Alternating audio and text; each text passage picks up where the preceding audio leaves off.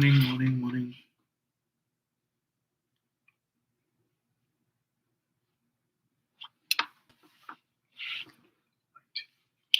Morning, Roxanne. Let me just change this setting here. Right. Much better. Morning, Roxanne. Thank you as always for my brooms. Yes, I am feeling much better. Yes. No more fever and so on, just this lingering cough, but getting there. Morning, Carol. Carol Boyce John. Gerald Pascal Manswell. Morning, sir. Morning, Rickman. Neil Francois, always present. Morning to you, sir. Arlene Lewis. Morning, Arlene. Emerson Brown. Morning, sir. Rude Trude. Morning to you, Alberta Sampat. Morning, Alberta. Cyril Mayas. Morning, sir. Shelton Lewis. Morning to you. Wazid. Morning. Morning, Annette. Annette Baird. Donna Walcott. Julia Spooner. Morning.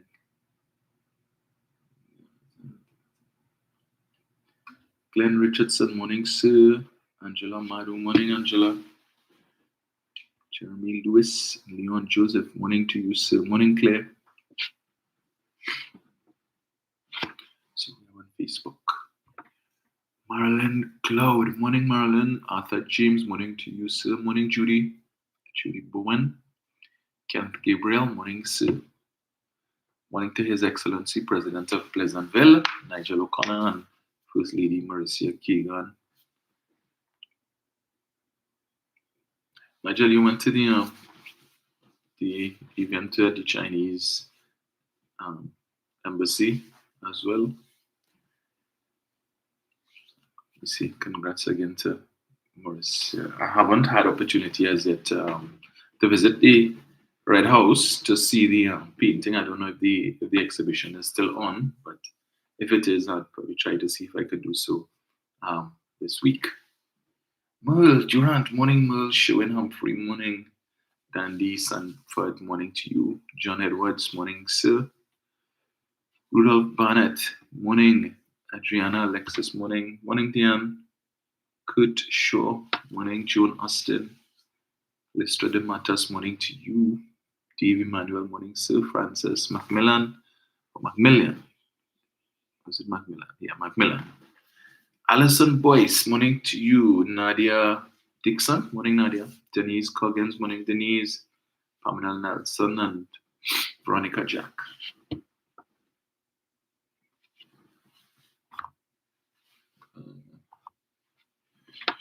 See here. Lisa Atwater, morning, Lisa. See. Ria Ed, morning to you. Desh Rubin, morning, Desh. Priscilla Holder, morning to you. Annette Neptune. Roxanne says honey and lemon. Indeed. I have the honey, I didn't find the lemon. Jefferson Clark, morning to you. Kennedy Joseph, Jacqueline Phillips. Hazeland Martin, morning. Julian Parker, Anton Batiste, Laverne Brown, morning to you guys. Arlene, Lucy, and Stuart, morning. Alison Samuel, morning, Alison.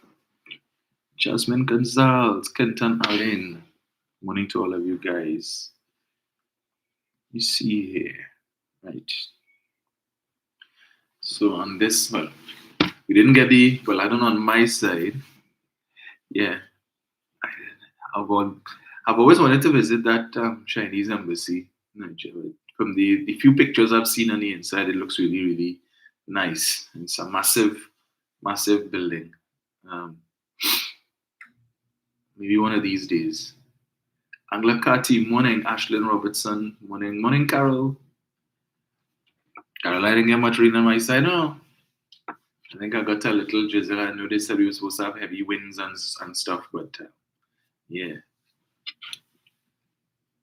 We get a little something, but nothing much. I don't know. I find this rain taking long to come. The reservoirs need it. So let me get to jump into this. Jacqueline Phillips, Anne Niles, morning, Anne. Sarah Richards, Joycelyn Smallwhite, morning. Joycelyn says Laramie had scattered showers. Yes. Anyway, I know last time the reservoirs were this low would have been in 2020, and we didn't get water until, well, rain, the kind of rains that we needed to replenish until sometime in August. I remember at that time it was Mr.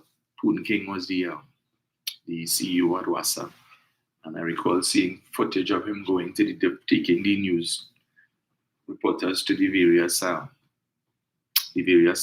reservoirs to show them the low levels. And then within the space of 2 to 3 weeks, the rains we got in August in 2020 was more than sufficient to replenish the reservoir. So we're not too concerned. Yeah. Right. So let me say congratulations to my constituency, W Mirror, on winning and emerging as the overall winner of the PNM's Sports and Family Day.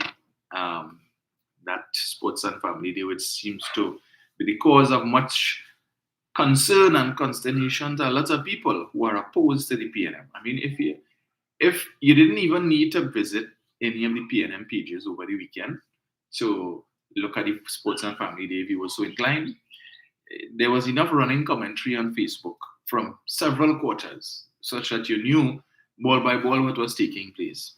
I mean, the likes of people like Injan Ishmael, Philip Alexander, several UNC operatives, several UNC pages.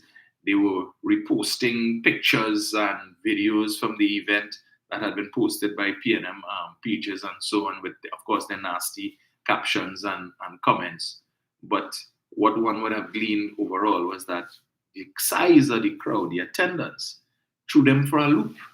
I mean, they could not believe that so many people would have come out, such that we've heard from all of them, um, different reasons with them trying to explain where this crowd came from, and who say that the crowd was basically CPAP workers that the government paid to come out to have a crowd, who said that they paid people, they had to bribe constituents to come out and set a chuppy talk. They threatened people to come out, all kind of thing, because none of them could hold a Sports and Family Day and get that kind of turnout. None. Some people I saw said that the reason why the PNM had it in Skinner Park is because they reduced the size of the facility after the upgrade, and therefore they know if they cramp all of those people in that one place, it would have looked like plenty, but it was. What is that to you all? Study all your party and the upheavals taking place in your party, but no, whole day them surround focusing on watching PNM Sports and Family Day beside themselves. They didn't have enough beer, enough punching, enough whatever is their drink of choice. They just couldn't understand it. The last time I think I saw such a crowd was, and somebody else, a couple other people I think made mention of it, was in 2015, when the PNM had the final election rally at Eddie Hart Grounds. And there was a massive turnout, and subsequent to that, the results, the PNM would have been successful at the general election a couple of days later on September 7th. Yeah, so, but some people had to take it to the extreme. But before I go there again, I was congratulating the constituency of W Mirror. I think last year, the only prize they didn't get was the March Pass, and this year they made up for that. So they took that too this year. So to all other comers, all other constituencies, better luck next time. So we can say. But it's all in good fun. I saw one news house refer to Dr. Rowley as a rock star. When he arrived at the event, he was treated like a rock star by the supporters and everybody who was there. So all in all, it was a very successful event. From the videos that I've seen, unfortunately I was not able to make it, but from the videos that I've seen, pictures that I've seen all over, and pictures that I continue to see, and videos, it would appear that it was truly a successful event. It was enjoyed by all, and the interesting is that there were a lot more people who could have gone as well. So gosh, if that had happened, well, why? I don't know. If that had happened, what would have been the situation for these haters? So Right. So we'll get back to that. So I need to touch on what would have transpired in the parliament on Friday with Rai Ragbir and his decision to vote for the piece of legislation that was brought with respect to. So let me get this here. Right.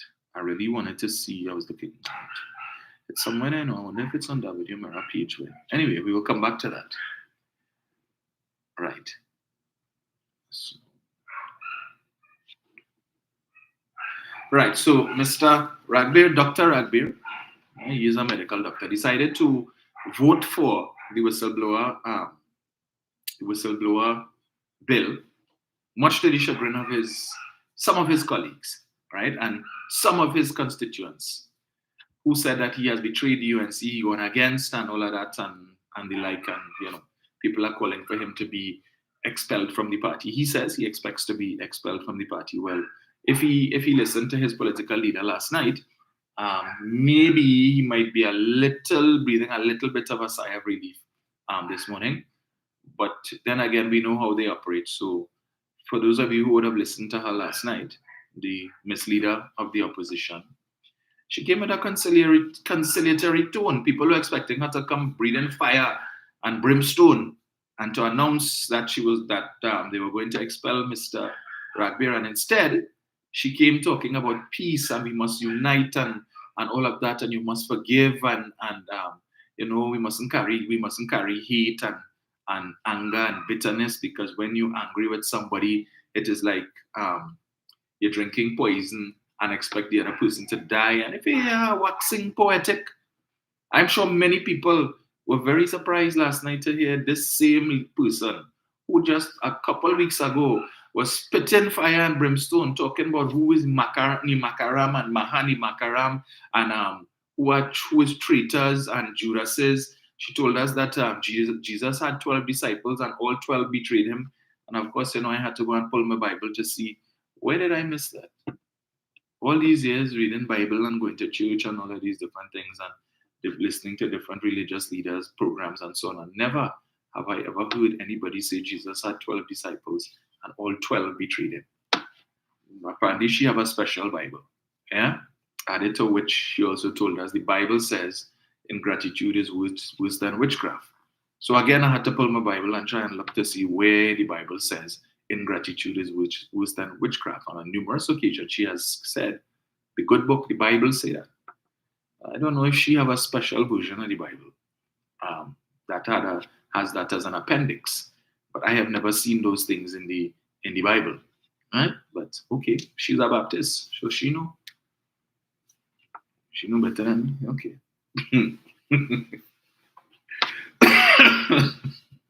Never a dull moment with this woman, no.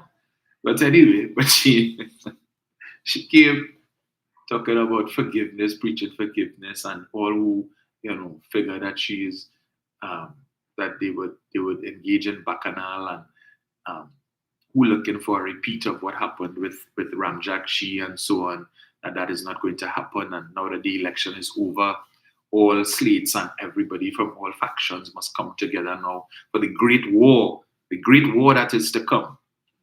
What great war? That they won battles, and now it's time for them to gird their loins and put on their armor and prepare and head out for war. We fight it. What war? They like to talk this enemy talk and war talk and all kind of foolishness and don't push hate and you mustn't hate anybody. Yeah, but all you hate the PNM. You're a walking contradiction, Kamala Prasad Bisesa.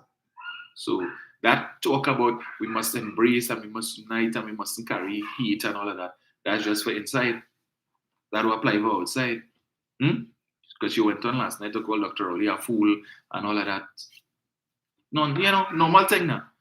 Normal thing. So, and the irony of irony is that, as she came talking all this thing about we must heal and come together, but all of these speakers before her, cussing out who is traitor and who is Judas and how they will deal with them and all of that.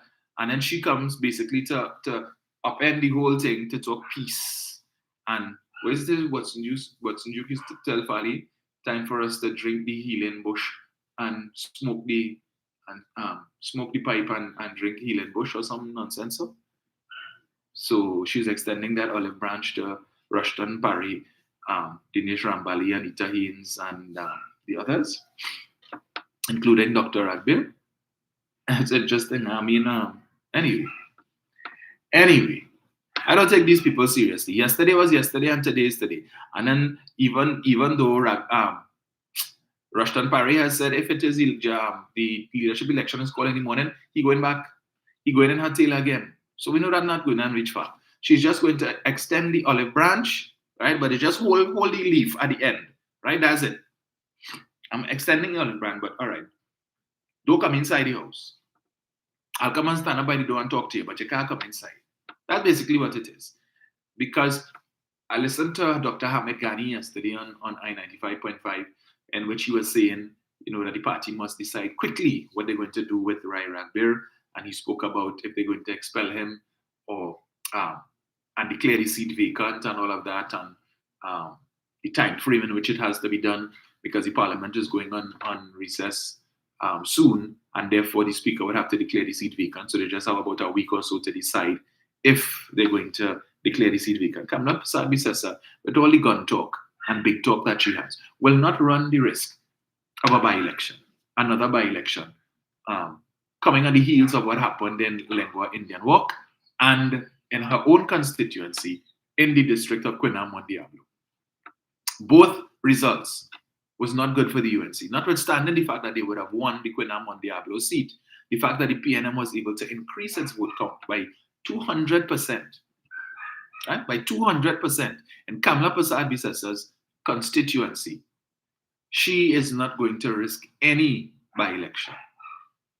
With all the talk, we'll be ready, and victory will be ours, and we will win, and we will win. Same thing you said in 2020. The same thing you said in 2023. We will win.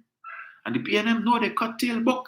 And according to Munilal, we will beat them to a frazzle and then beat the frazzle too. Really? We have not seen the frazzle. Where is the frazzle, Munilal? Where's the frazzle? We still want to see what a frazzle looks like. They beat all yourself. And Padarat come last night. The only results, election results we are interested in, and the only one we are focused on was the results of 2023, where we beat the PNM by 42,000 votes. I'm thinking, where you get that from? You all beat the PNM by 42,000 votes in 2019. So he even confused about election results and all. Poor soul. They're so disillusioned, disenchanted.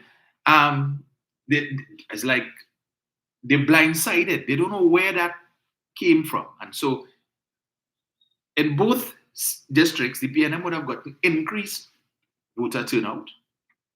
Increased voter turnout. Without any significant effort. Yes, I heard it said that the PNM approached the by-elections as a general election.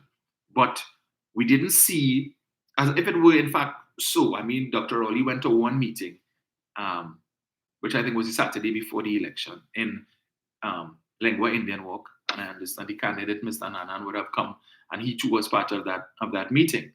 But to say in terms of the kind of campaigning and heavy campaigning that would normally attend, I think Stuart Young may have visited, worked with Mr. Grantham, I saw on at least one occasion. I'm not sure if he would have worked with Mr. Nanan. I may have missed those photos, but he may have. But at the end of the day, there wasn't that significant campaigning that could explain. So therefore, there is a revival and a resurgence. And then you come and you saw the Sports and Family Day with so many people.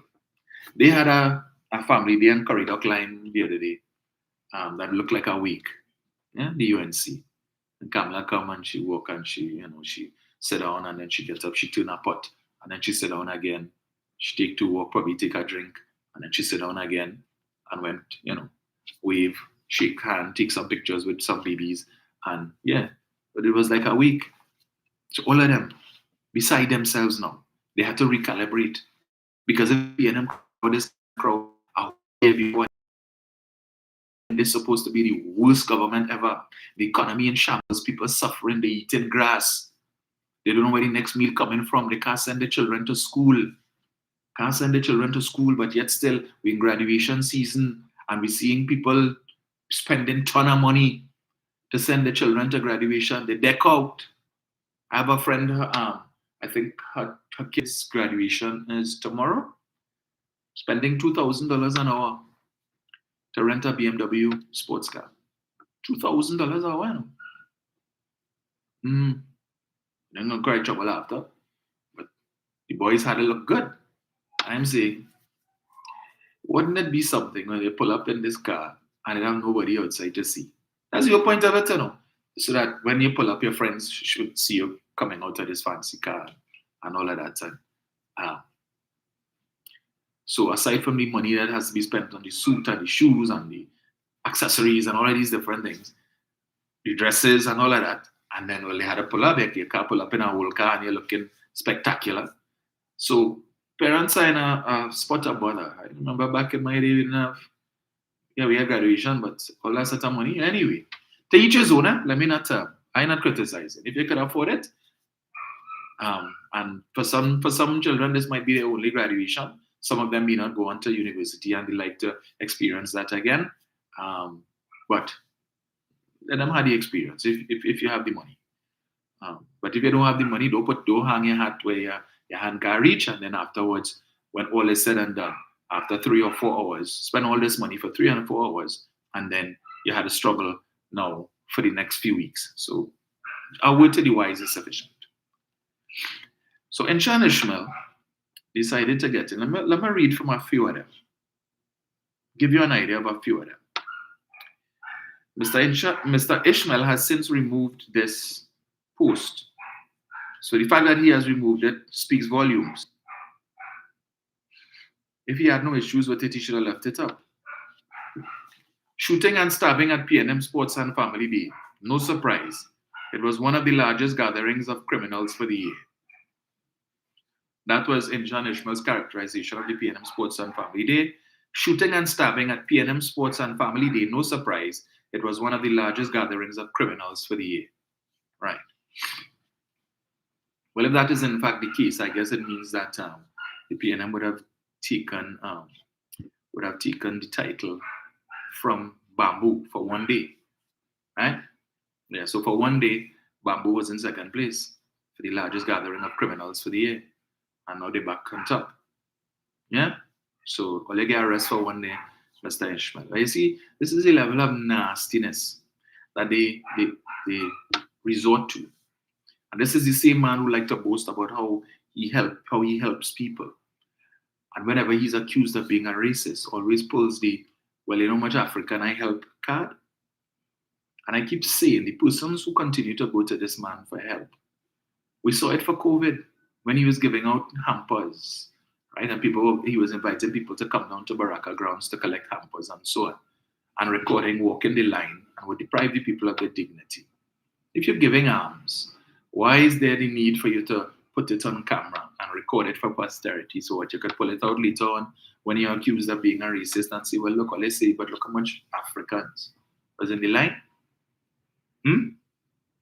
I told him the last time, he and I had an exchange.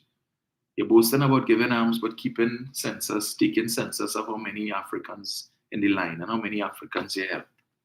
And while he will talk about, every time he's accused of being a racist, he will always talk about how many Africans he helps. But ask him, you keep a record too of how many persons of other ethnicities that you helped. So, but there are people who continue to give this man the ability and the wherewithal to say these nasty things, right? This is somebody who campaigned with the PNM in 2015. No, the PNM was the best thing then, and I guess probably you get where you wanted, suffering from a severe case of didn't get. And so now you're vexed with the PNM. Can't decide if you're supporting the UNC, the NTA, or whoever, Makila Pandey, anybody. You will throw your support behind anybody.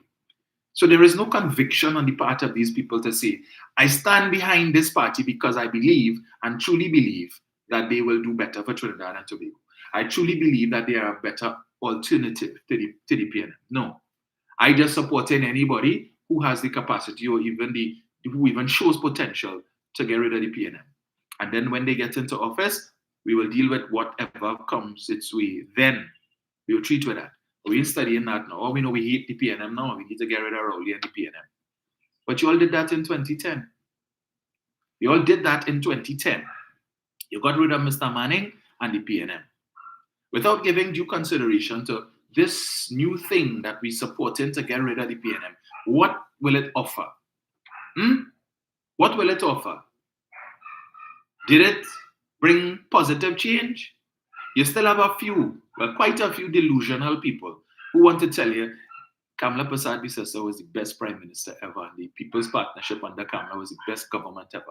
And when you ask them, really? How so? What did they do that makes them the best? She built 106 school, and she gave the children laptops.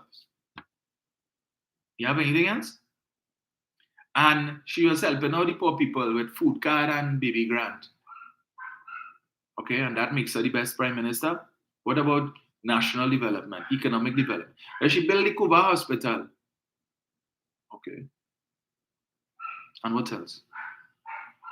And she built the aquatic center and she built the cycling center. So no other administration before her built anything. She was like, wow, this is the first time you ever see buildings go up. How did that help the population? How did that improve our standing? And did that those projects bring in foreign direct investment? But she was the best prime minister ever. And they really and truly believe that, right? So everybody now we need to come together to get rid of the PNM. But we know when you all come together, soon after you come together and you win the election, what happens? Dog fight, cat fight. We already know 1-2 man rat can't live in the same hole. What's going to happen when you have 6, 7, 8 borat? What's going to happen? We know what will happen. We know. It's the same thing with Tobago. We told Tobago what would happen. That these 2 men, they'll take us on. Trinidad wants to get into Tobago business. And okay, fine, do all you have to do. Now, ask any TPP supporter, what has the TPP done in the last 2.5 years to improve Tobago? They can't tell you nothing, not one damn thing. But then Watson Duke Farley had a whole list of, for we fix this. What they fix? What did they fix? Can't tell you. All I can tell you, Rowley is the worst leader, and Rowley this and Rowley that, and all you feel Tobagonians is stupid people, and all you want to make Tobagonians slaves. Again, I just ask you, what did Farley and THA do to improve Tobago's lot in the last 2.5 years with all the money they've got? That's all I'm asking you now. Can't tell me not one blasted thing. Only as a dotage talk about Rowley and Rowley's a rapist and Rowley. The TPP has become the echo chamber for the UNC. The mouthpiece. The same thing the UNC saying in Trinidad, they parroted to the point where they have now started reposting UNC stupid talk on social media. Down to comments and all. If a UNC supporter makes some dotage comment and you have people from the TPP, those who from AudioGate, the propaganda mill, the people that they pay with taxpayers' money to sit on Facebook all day and push propaganda and backtalk the government and spread lies and misinformation, they have resorted now to the lowest of the low, where they will take actual comments that UNC supporters make on their post and make a whole post about it, just repeating the comment. That's to tell you how pathetic they are. And everybody, their sole purpose is to get rid of the PNM. That's all, nothing else. What comes after that?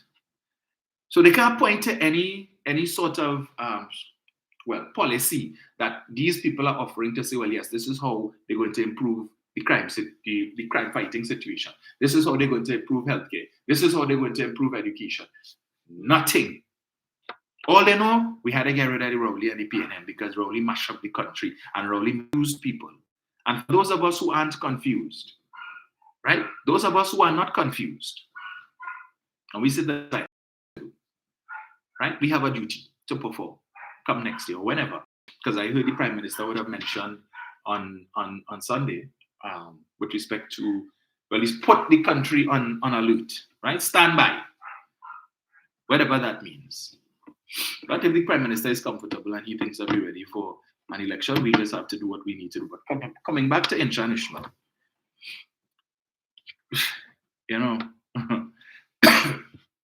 Well, I know he took some licks for this particular post, right?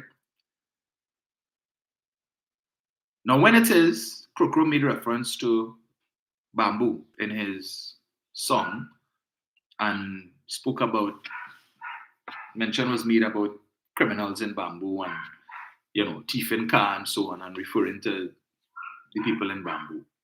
That was one of the things that Justice C. Prasad would have looked at in his judgment, right? And here it is that you have this individual in Chan Ishmael referring to a gathering of PNM supporters as the largest gathering of criminals for the year. I saw a lot of young people there on Sunday. A lot of, and when I say young people, I'm just talking about the 18 to 35 who we normally refer to as young people. Little children who were in the march past. Right? And he characterized all these persons as the largest gathering of criminals for the year. And I suppose after reflecting on his stupidity and the licks he started to get fit, he decided to take it down. And what did he replace it with? Let me share with you. Let me get it here. All the CD attendants at the PNM Family Day, literally thousands were present. And this clearly shows that most PNM supporters don't give a SHIT about murders, corruption, nepotism. They're supporting the Red Army no matter what. All you study to play the fool and not come together. All you think things bad now? Imagine 5 more years of hell under Rowley. That was shared 28 times and it received 299 likes. So the numbers at the PNM Family Day is cause for concern. It is worrying them. Right? But and when I read posts like this is the amazing thing. These fellas have an issue with the PNM having supporters, with the PNM having membership. So everybody else is free to support their party without complaint, without let and hindrance, right? Without criticism. But from the time you decide to support the PNM, something wrong with you. You drink Balize juice, you're dotish, you ain't have no sense, you're a fool, you're a dunce, you're sensing your big toe. So PNM people mustn't have the same right like UNC supporters, NTA supporters, PDP supporters, TPP supporters, PEP supporters to support the party of their choice, right? Without being molested. They don't have that right. So you can support any other party. Yes, that's okay. Good for you. But you support the PNM, something wrong with you. You need a checkup from the neck up. Right? Yeah, something wrong with PNM supporters. All of them coming out the hole. All those Zandolis and them coming out the hole have a problem with that. So they can't just leave PNM people alone to support the party that they want, to support the leadership that they want. No, something wrong with us. But the rest of them bright. They're bright. Yeah. Idiocy in that. And they don't understand these are the little things that would serve to rile up the PNM. That, and of course the memes that they put out with Dr. Rowley, they put out pictures of a gorilla, of an ape, and calling, saying that is Dr. Rowley and so on. So they put up a post with, one of them put up a post with 2 men getting married and they're talking about PNMites. I saw one put up a post this morning, a meme with a man whining on a woman, and the caption is 1969 when everybody else was grabbing land. My father in 1969 when everybody else was grabbing land, and they put up the post, the PNM cut. So in other words, in 1969, while their fathers and grandfathers was grabbing land, apparently the men from the PNM was only studying wine, woman, and song. Right? That's what they want to put out there. Philip Alexander, he was not to miss out on the Bacchanal too. So let me just give you what he posted. This one is that one here. Keith Rowley looking for the dawn in the middle of the night epitomizes how lost at sea he is and government really is. Packing Skinner Park with a bought and paid for audience and diehards cannot be what is exciting him so. Well, if it is their diehards, Philip, you don't need to pay them. right? If they are diehards, then it means they're strong supporters. So you don't need to pay a diehard. But when you're dotish, right? When you feel you're bright, when you're a counterfeit 1%er, right? A wannabe Syrian, you have the color. You might have a little bit of the accent, but you don't have the pockets. So you're missing the main ingredient to be considered a 1%er. So right now you're a counterfeit sitting on the sidelines. Just to tell you, if you're a diehard, you don't need to be paid. But you will understand that, right? Because you know whatever it is, the handful of crowds that used to come to your meetings, probably you pay them. But anyway, he goes on, the disarray in the opposing camps is giving him comfort, and like everyone else in Trinidad, we are waiting for a signal from current major player in the opposing ranks. But if they don't get their act together and continue to fracture at the rate they are going, we will all hand an election that by all rights and reason should lose to the PNM.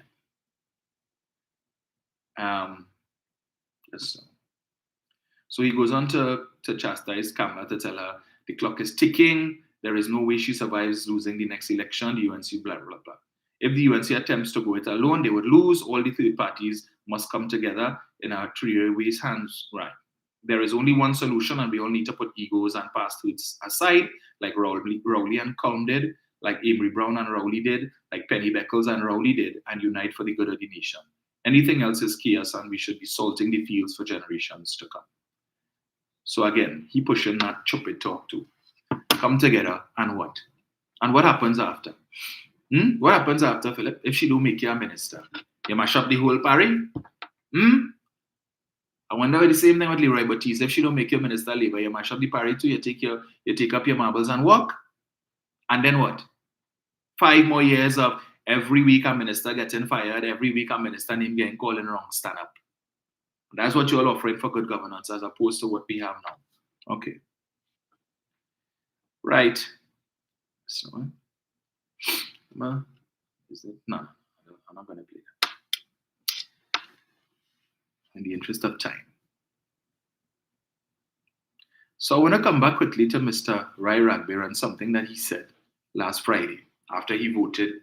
He did, I have an issue with the characterization by members of the media that Mr. Ragbir voted with the government. He didn't vote with the government, right?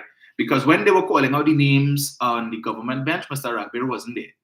He was on the other side when they were calling out the names of the opposition members of parliament. He voted with the opposition, not with the government. Yes, he voted along the same lines as the government, but at the end of the day, they took a division. There was a bill before the floor, they took a division. All 41 members were asked not 41, because the leader, the mistress of the mass, the misleader of the opposition, she wasn't there. The same one who criticized the same Rai Ragbir, Parry, Anita Haynes, Rambali, and Rodney Charles the other day for being absent from the parliament for this important bill and so on. Where was she on Friday? Still recovering from the beating that they got on Monday in the by-elections? She wasn't fully recovered as yet, it seems. Right? But she wasn't in the parliament. So I think there were 21 on the government bench and 15 on the opposition bench. And Mr. Ragbir would have voted yes for the bill. Because as he said, it's important legislation, and it's about voting for legislation that will help the country. He didn't come to parliament to simply toe the line and oppose for the sake of opposing. Well, notwithstanding the fact that the few people that they interviewed, the media interviewed from his constituency, who all said he betrayed them and they can't support him again, and they're disappointed in him, and he went against the party. Ask any one of them if they know what was the legislation he voted on, and just like the waterfront ilk, they will say, ask Hina, everything good. They have no clue what was the legislation. They have no idea how it can help the country. But all they know, Rai voted yes, and he was supposed to vote no, and therefore he's a traitor and he's an imakaram and he must go. He must be expelled. We have nothing to do with he again. Right? That's them. But they want to call the PNM a cult. And asking and talking this stupid talk. I heard several of them saying, the PNM will never do that. You feel any of them ministers and them will ever go against Rowley and vote against. The government controls the legislative agenda, right?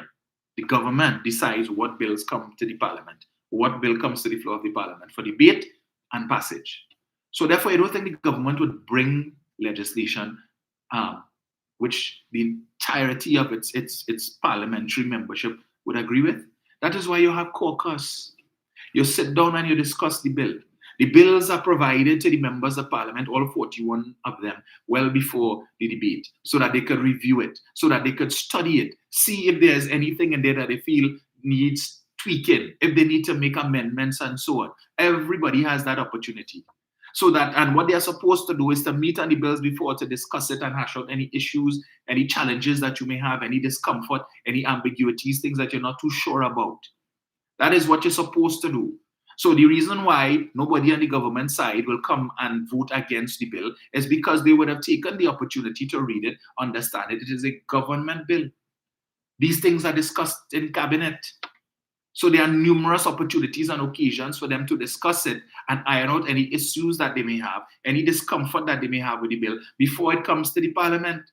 So that when it reaches the parliament, everybody is in sync. They read it, they understand it, it was tweaked. Anybody who had issues, they would have raised these issues and it would have been dealt with. And so that when they come to the parliament now for the debate and the vote, they're comfortable with it. So there is nothing to vote against. But these clowns don't understand that. But you realize any type of legislation that could result in the UNC making a jail once it's applied, they don't agree with. So they're not in support of the whistleblower legislation because all the wrongdoings are taking place in the corporations that they control. You need to go on the UNC cabal page and see all of the wrongdoing that's taking place. They don't want to empower whistleblowers and these corporations to come out and talk and say, because now they have the protection. They have that protection, so they don't have to worry, well, if I talk and they find out it's me, I lost my work. But with this legislation, they would have that protection so that they could now speak and involve the police and any other authorities that need to be involved to treat with the wrongdoing and the corruption that's taking place in their corporations. But all who hold in secret from 2010 to 2015, they didn't want them things to come out neither. Or if, God forbid, they were to come back into office, right? They don't want to have legislation in place that could make people feel comfortable to go and report them. So they will never support that type of legislation. No matter the nonsense they're talking about, it infringes on the constitutional rights of citizens and all of that. It was the same thing they said with the civil asset forfeiture bill. Remember the Explain Your Wealth bill that they refused to support? Wade Mark said, not under the sun would we ever support that legislation. And then when they started to jamming and people asking them, what's the issue? Why it is you all don't want to support the legislation? Is it that you have cocoa in the sun? All of a sudden they changed their mind. Well, we will come with 67 amendments. And what would the amendments change may to shall and remove a comma and put a semicolon and put a be small things, or put D and just remove this A from here and put that. Nothing of consequence, nothing of note. That's all they did. And then afterwards come now and say, yes, we supported the bill because we made significant amendments to the bill. Really? Significant amendments. A cop-out because they didn't have a choice. You can't explain why you wouldn't want to support that type of legislation. Other than the only reason people can come up with is that all they have cocoa in the sun, thing to hide. And you all know that this legislation could nail half of them to the cross. All who have wealth that they can't explain, like the money in Barry Padarat Mummy's account, the $3 million that sitting in her bank account, and the how many millions more sitting on her life insurance policies that Mommy can't explain. Mommy, who was a housewife before her son became Kamla Bagtota, right? All of a sudden, Mommy rolling in the millions, working nowhere, drawing no pay, but she and her son open a company and getting big time contracts to the tune of millions and millions of dollars. But we can't support that legislation because then what Mommy go do? How Mommy explaining where that money come from? She can't explain. But they always come to tell you, the PNM going to use this legislation to prosecute and persecute UNC supporters. Same thing they said with FATCA. Remember? Same thing they said with the reciprocity clause. We disagree. We can't support the legislation. But the reciprocity clause was put there by the US. They chose that particular option in 2013 when they were in office. Come out of office, no, we can't support the reciprocity clause, which basically says the US is saying, if any of our citizens reside in your country and they have business in your country, you agree to give us information on them, and and in return, if you want information on any of your citizens living in the US and who have property and so on, we will exchange and we will give you the information. Listen how we are with that. Because you know what? The PNM going to use that to prosecute and persecute UNC members and UNC financiers. So we can't support that. And it was only when the chambers of commerce and the banks and so on come and tell them, look, if you all don't support this legislation, it can have deleterious impacts on the economy with respect to the whole banking sector and the ability of Trinidad and Tobago citizens to do business in the US using correspondence banking and so on. And they had no choice but to support it. To this date, you hear the PNM use that legislation to prosecute or persecute any UNC member? That was the stupid talk they were giving the people. We will protect you and we will only support good legislation, and that is not good legislation. Tell the US Department of State that now. Tell the US Treasury that is not good legislation. Tell them that. We ain't supporting that, but they eventually had to support it. They had no choice. And all the things that they tell you, the government will use that. Same thing with the Board of Inland Revenue when they wanted to be able to get information with respect to tax evasion. They will use that to prosecute and persecute UNC supporters and UNC members. Has that ever been done? You ever hear them come and say one UNC person was persecuted under the legislation? No. But the supporters bought that foolishness. So Mr. Ragbir told us on Friday, UNC doesn't caucus. That's what they told us. That's what he told us. Caucus means they're supposed to meet before to discuss the bill, do their research and so on, and come to a decision. How are we going to vote? Are we going to support this bill or are we not going to support this bill? Is this good legislation or is it not? And Mr. Ragbir said that will happen. So they didn't caucus and say, well, okay, we voted yes or we voted no. Ever. When they called for the first vote, David Lee, who is the chief whip, whatever answer David gave, or they just follow Trump and Sue. Right? If David say no, well, everybody chorus is no. If David say yes, the chorus is yes. We don't need to caucus. Once David meet with the leader, we pick up the phone, I call the leader just before the debate. Leader, what we doing? Yes or no? What you thinking, boy? I say vote no, yes. All right, well, no problem. Go ahead now. Let them, well, yeah, they know the drill. Once you say no, is no. Munila come out and say that is not true, that they caucus. Let me get this right here. Right. Yes, no. This is Rudal Munilal when he was interviewed after Rai Ragbir took his vote. What I can say is that Dr. Rai Ragbir is wrong in that we caucus often. We caucused on that whistleblower legislation at least 2 times. And even yesterday, Friday, before the sitting of the lower house, members are assembled in the boardroom to caucus on bills and so on. And Dr. Rai Ragbir absented himself, even though he was in the precincts of the parliament. I think it's unfair and untrue that we don't caucus and we did not take decisions. I will leave it like that, Dr. Rudal Munila. So Munila is saying we caucus, man. Rai is a liar. We decide beforehand what we're going to do. They don't wait and they don't come in the parliament and listen to the debate and hear what the members of the government side have to say, the arguments that are put forth. Because I was supposed to do it. You read the bill and you say, okay, this song is good or whatever. If it is that you have any issues with it, when it goes to the committee stage, you bring your amendments. You pass your amendments around and you discuss it with the government, and if the government agrees, okay, you know what, that making sense. All right, we could go with that. We will make that amendment. That will happen. So he said a caucus. Tell me if you remember this. Right?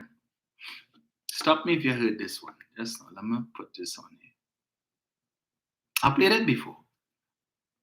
But sometimes it's good to keep these things. You all remember this? Now, if you caucus before, right, you study the bill and you have the considered view that the bill ain't no damn good, you make a decision, right?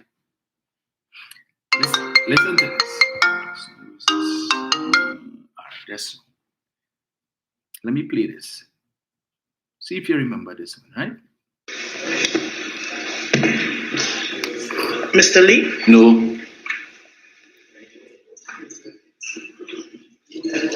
Miss Amin?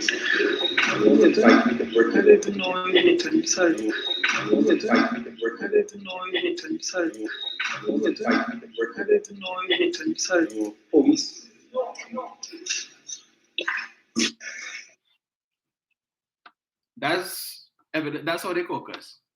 Mr. Lee, no. Go head down in the phone. Mr. Amin, what we voting? I don't even know what we voting. But what we voting? Yes, no. And Padarat leading over. No. But the caucus. Yeah, the caucus. And we decided we voted no, but she sit down in the parliament. Mr. Amin, sorry. She grabbed the microphone. Push it away. What we voting?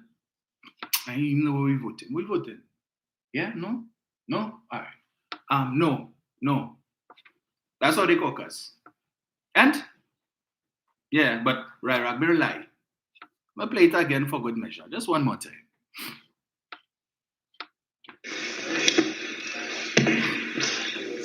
Mr. Lee? No.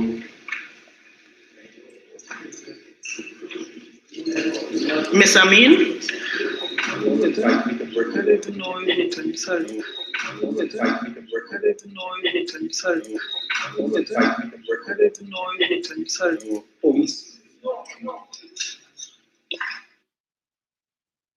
That's a member of parliament for St. Augustine. That's how they caucus. What we voting? I don't even know what we voting. You even know what they're voting on? But you sit down in the parliament. Right. What your caucus? Riders lie. Yeah, we caucus. We made our decision before and we came prepared. That's how they caucus. It's the time there. So last night I forgot that they had a Monday night forum. And by the time I remembered, which was a little after 9, they had already finished. So fortunately I was able to go and pull it back on YouTube. And I listened to, the leader of the opposition. Yeah, a little piece of Padarat. I didn't have time to listen to him and listen to Julian John. The only thing I got from Padarat was him talking about the results of the local election to say that is the only result that they focused on and so on, which says that they clearly still blindsided by what happened on Monday, right? But I want to remind Padarat again. You see this talk or this thing about popular vote and all that be got more votes than the PNM. You got more votes than the PNM in 2019. 42,000 more votes. I think you were confused about the results for which year. And I made the point before that exactly 8 months later, that despite the fact that you all got 42,000 more votes than the PNM in December of 2019 in the local election, 8 months later, the PNM came and doubled their vote, more than double. They went from 160,000 votes in December of 2019 to 322,000 votes in August of 2020. So if you're relying on popular vote in a local election to tell yourself that you're going to win in the general, keep that up. That is a perfect strategy. I encourage you to keep up that strategy. Right? Yes. And tell your supporters that too. Keep it up. So last week, the Prime Minister met with a delegation of Indian businessmen, led by a gentleman by the name of Mr. Naveen Jindal. Right? And so the leader of the opposition spoke about that last night. After she came with the peace pipe and the healing bush. After she pushed that aside, she decided to deal with Mr. Jindal, and that was the sum total of her presentation last night, right? So she tell the others, I don't talk about Jindal, I come in to talk about Jindal because this is an aha moment. Aha. Yes, I catch them. So Mr. Jindal, who is the chairman of Jindal Steel, which is a subsidiary of the Jindal Group, right? So his parents own the Jindal Group, and he is chairman of one of the companies in the group, Jindal Steel, and his brother and sisters, they have other companies, right?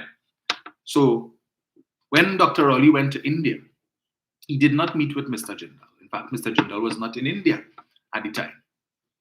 But Dr. Rowley would have spoken to a number of persons, business associations, and so on, while he was there with a view to bringing foreign direct investment to Trinidad and Tobago from India. Now, as you would recall, Dr. Rowley indicated he went there based on an invitation where Kyron Pollard and Dinanath Ramnarayan, I believe it was, were able to arrange a meeting. And this comes on the heels of the Ambani family, the Reliance Group, wanting to build a cricket academy in Trinidad and Tobago. Well, in Trinidad, yeah. So Dr. Oli would have gone there based on, and it's important that when he came back and he had his press conference at the airport, I think it was, he would have singled out Kyron Pollard and Dinanath Ramnarayan for the work that they did. And he said, you have these two young men who would have, in using their craft and going abroad, would have been looking for opportunities to benefit Trinidad and Tobago. And they would have seen what India has to offer in terms of scale. And they felt that this is something that their country could benefit from. And they were able to use their platform to arrange this meeting. And so he went and he took the opportunity while there to meet with other persons as well. We understand that when the Indian Prime Minister, Narendra Modi, would have heard that Dr. Oli was in India, that he would to ensure that Dr. Oli was in Mumbai, and of course the Prime Minister was in Delhi, which is miles away, right? So, but they want to make a thing about it that Dr. Oli went here, right? But nonetheless, the Indian Prime Minister would have ensured that the red carpet was rolled out for Dr. Oli while he was there. So Dr. Oli met with this delegation of Indian businessmen. In fact, he also met with another delegation of Indian businessmen yesterday. He did announce that last week when he met with this first group, that another group would be coming this week. And they did, in fact, come. And yesterday, they met with the Prime Minister and members of his cabinet to discuss, again, Indian investment in Trinidad and Tobago. Mr. Jindal, who was one of the persons who came last week, apparently has a corruption charge against him stemming from 2012 that has to do with certain rights to some coal mining in India, where there is a claim that perhaps there may have been a bribe paid or something to that effect for certain coal rights and less. Now, this, as I said, dates back from 2012, right? And the case has been ongoing. And when this meeting took place, there was one thing that happened at that meeting that drew the attention of the UNC and others opposed to the PNM to that meeting, because yesterday's meeting took place. It was more or less obscure. Same circumstances. A group of Indian businessmen and women came to Trinidad and Tobago to meet with the Prime Minister and members of his cabinet to discuss the possibility of them investing in Trinidad and Tobago and the like, right? Now, I put it to you that you're not going to hear too much more about yesterday's meeting, as you would not have heard about last week's meeting, save and except for the fact that the Prime Minister announced that Mr. Jindal is interested in purchasing the Petrotrin refinery, right? Had that announcement not been made, that meeting, like yesterday's meeting, would have been obscure. They would not care, nobody want to know nothing about that and about this meeting and the like. So, where is this? Nothing there. Hold on 1 sec. Give me 1 second there, folks. Right. Yeah. So that meeting would have been obscure. But once Dr. Oli made that announcement that he has somebody who is interested in purchasing the refinery and it looks promising, all of a sudden, all eyes focused on that. And they want to know, who is this man? Who is this Naveen Jindal that wants to purchase the refinery? Let us do some research on him to see if he's legit. What is his claim to fame, and does he possess the capacity to purchase the refinery? Because this refinery must not sell before the general election. Because if the refinery is sold before the general election and we see efforts are made for it to get back into operation before the general election, crap will smoke the UNC pipe and anybody else that they could align with, right? They know that. Because last night, the leader of the opposition identified that, as she says, that was one of the things that helped the PNM to win the 2020 election when they announced that they were selling the refinery to Patriotic Energies. And the union, that got the union to back the PNM and all of that. And people lined up behind the PNM because of that. Lie, thing and whatnot. Never mind the fact that she was against it. So they lie and they promise the union. We all know the circumstances that led to the union's rejection. They came with at least 2 offers that made no sense, and the government tried to work with them. And we all know they came with the offer, but the government say, here what? As generous as your offer is, we are willing to offer you, more. We are willing to offer you better terms, not as stringent as what you all want to impose on yourself, because it's in the country's best interest if the refinery gets back into operation out of the hands of the state, nonetheless, right? And therefore, we want this thing to work for you guys. So you all want to offer us this amount of money in cash, but here's what, we're willing to give you a moratorium period, and you will pay us this money over 10 years instead of giving us one lump sum and having to go into debt right away before you even do anything, because you had to get money to pay us these hundreds of millions of dollars, and then you have to go and find money now to restart the refinery. So we will give you a blight. Focus on getting the money to restart the refinery, and we will give you a 3-year moratorium, and when the refinery starts to make money, generate its own revenue, then you could pay us from the revenue of the refinery. Better than what they came with. And even that, they couldn't stand up to. Even that they couldn't do, right? So, because Mr. Jindal has now offered to purchase, well, not offered, but he has expressed interest in purchasing the refinery, and this is perhaps one of the most, outside of patriotic energies or patriotic technologies, this is perhaps one of the most promising offers that we've had. Well, I keep saying offer. This is perhaps one of the best interest options shown so far. Well, based on what is in the public domain. And then coming at the heels of what the Prime Minister would have said on Sunday, that by August, the cabinet would be able to inform the country as to whether or not a sale has been made, if we go forward, or whatever as the case may be. So it looks promising. They can't afford that. Because if the PNM could pull out a crowd like that over the weekend and refinery isn't sold, if the PNM could pull off a victory like that in Lengua Indian Walk and increase its voter turnout by 200% and 300% in Mondiablo, Quina Mondiablo, in Kamla Pasabisa's constituency. Imagine what they could do if the refinery is sold before the general election and is back in operations, or is in the process of getting back into operations. And that lump sum of money that would come into the government's coffers, imagine what they could do with it. So they head spinning. So it started with one Suzette Lauer, the national nuisance, who lives in the Netherlands and decided to do some research to find out who this Jindal is and whether or not, as I said before, he has the capacity to purchase the refinery, or if it's just more pie in the sky, as they like to say. But last night, the leader of the opposition come to say that she was the one, or she and her team were the ones who found out about Mr. Jindal's legal challenge. That some guy named Michael working in her office within half an hour of the Prime Minister's announcement about meeting with Mr. Jindal and his expressing interest in purchasing the refinery, that Michael went up on the internet and he was able to pull up this Jindal, and they were able to see that Mr. Jindal had this charge. In half an hour, you discover that. 2 days for the media to report on it. And it was based on what? Based on what Suzette Lauer put out. Not you, not what Michael put out. But again, plagiarism is the order of the day for this woman. Like to take credit for things that she wasn't responsible for. But okay, go ahead and beat your chest. So she talked a lot last night about Mr. Jindal and how he has these corruption charges against him. And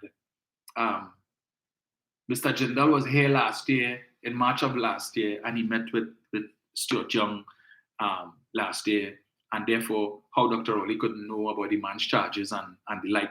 And that's not how it used to work when she was Prime Minister. So she was there, so she understands how the thing works. And if anybody could have just walked up into my office just so and not know who they were. From what we understand, people used to be walking into the diplomatic center, the Prime Minister's residence, all quality hours of the night, and you didn't know who they were. You didn't even know yourself. So it was reported. Man coming in allegedly in the back seat of the Prado. Yeah? You didn't even know yourself. You know them? But okay.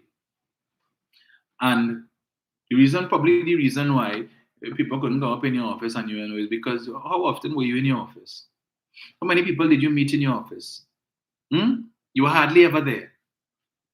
Hardly ever there. When you're in there and you're out of the country, gallivanting yourself. Right? As Dr. Rowley said when he came, he met files this high to be signed, some of them pending for over 2 years, requiring the Prime Minister's signature. Right? He had to now go through all of these files to see what these things were about because it still required the Prime Minister's signature. 2 years and it's still waiting. So if you didn't have time to sign files, you didn't have time to meet with nobody in your office. So miss us with that bullspit. Please, miss us with that.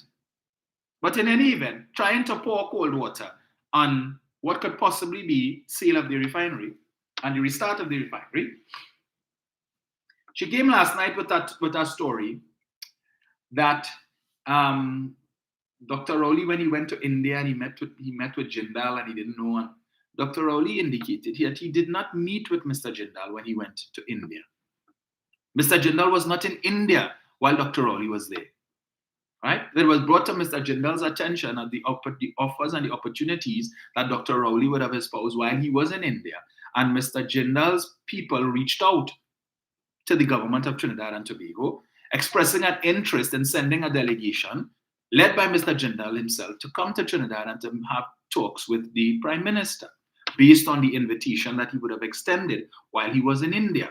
But that's not what she's saying last night. The Prime Minister went to India and he met with Jindal and all of that. But we know she's a consummate liar, so we're not surprised by that. So she come up with this story now to put up an article about Mr. Jindal. His company bought some iron and steel or iron and ore plant in Venezuela recently. And so she's now trying to make some connection between Mr. Jindal and with the Maduro administration, and that Mr. Jindal wants to purchase the Petrotrin refinery so that he can refine Venezuelan oil in Trinidad and Tobago and open up the country to sanctions by the United States of America. And all of that chopped. You see, Kamla Persad-Bissessar and the UNC continue to court sanctions with this country. Anything that they could do to damage the PNM, they will do it, even if it means damaging the country as well. So they come up with all of these theories. And one set of things she putting up on the screen and they buy this business, this company in Venezuela, and she wants to know if Mr. Jindal was in Venezuela when it is that Dr. Rowley, you just told us he met with Mr. Jindal in India, but then you want to know if it is he was in Venezuela when Dr. Rowley was in India, and if it is that the Maduro government set up this meeting between Mr. Jindal and Dr. Rowley, all kind of thing. And Dr. Rowley said that they now have somebody who has their own oil to be able to refine using the Petrotrin refinery, and she wants to know if Jindal going and buy oil from Venezuela and in Maduro, and one set of chocolate talk. And that they're embarrassing the country, that by meeting with this man without doing your due diligence, that Dr. Rowley embarrassed Trinidad and Tobago. You know what I find interesting?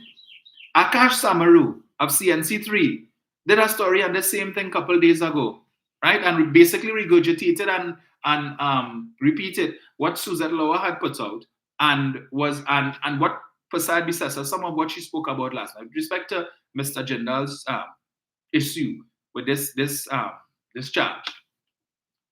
But what I find interesting is that with all of them who talking about this issue with Mr. Jindal and talking about Jindal, I saw this one, Wall Street. He did a video, well, not a video, he did a post on Facebook with 10 reasons why Dr. Rowley wasn't supposed to meet with Jindal and all kind of thing. Can't even get his man name correct, referring to him as Nindal. So I had to correct him and let him know, if you're going to criticize, at least get his man's name correct now. It's Jindal, not Nindal.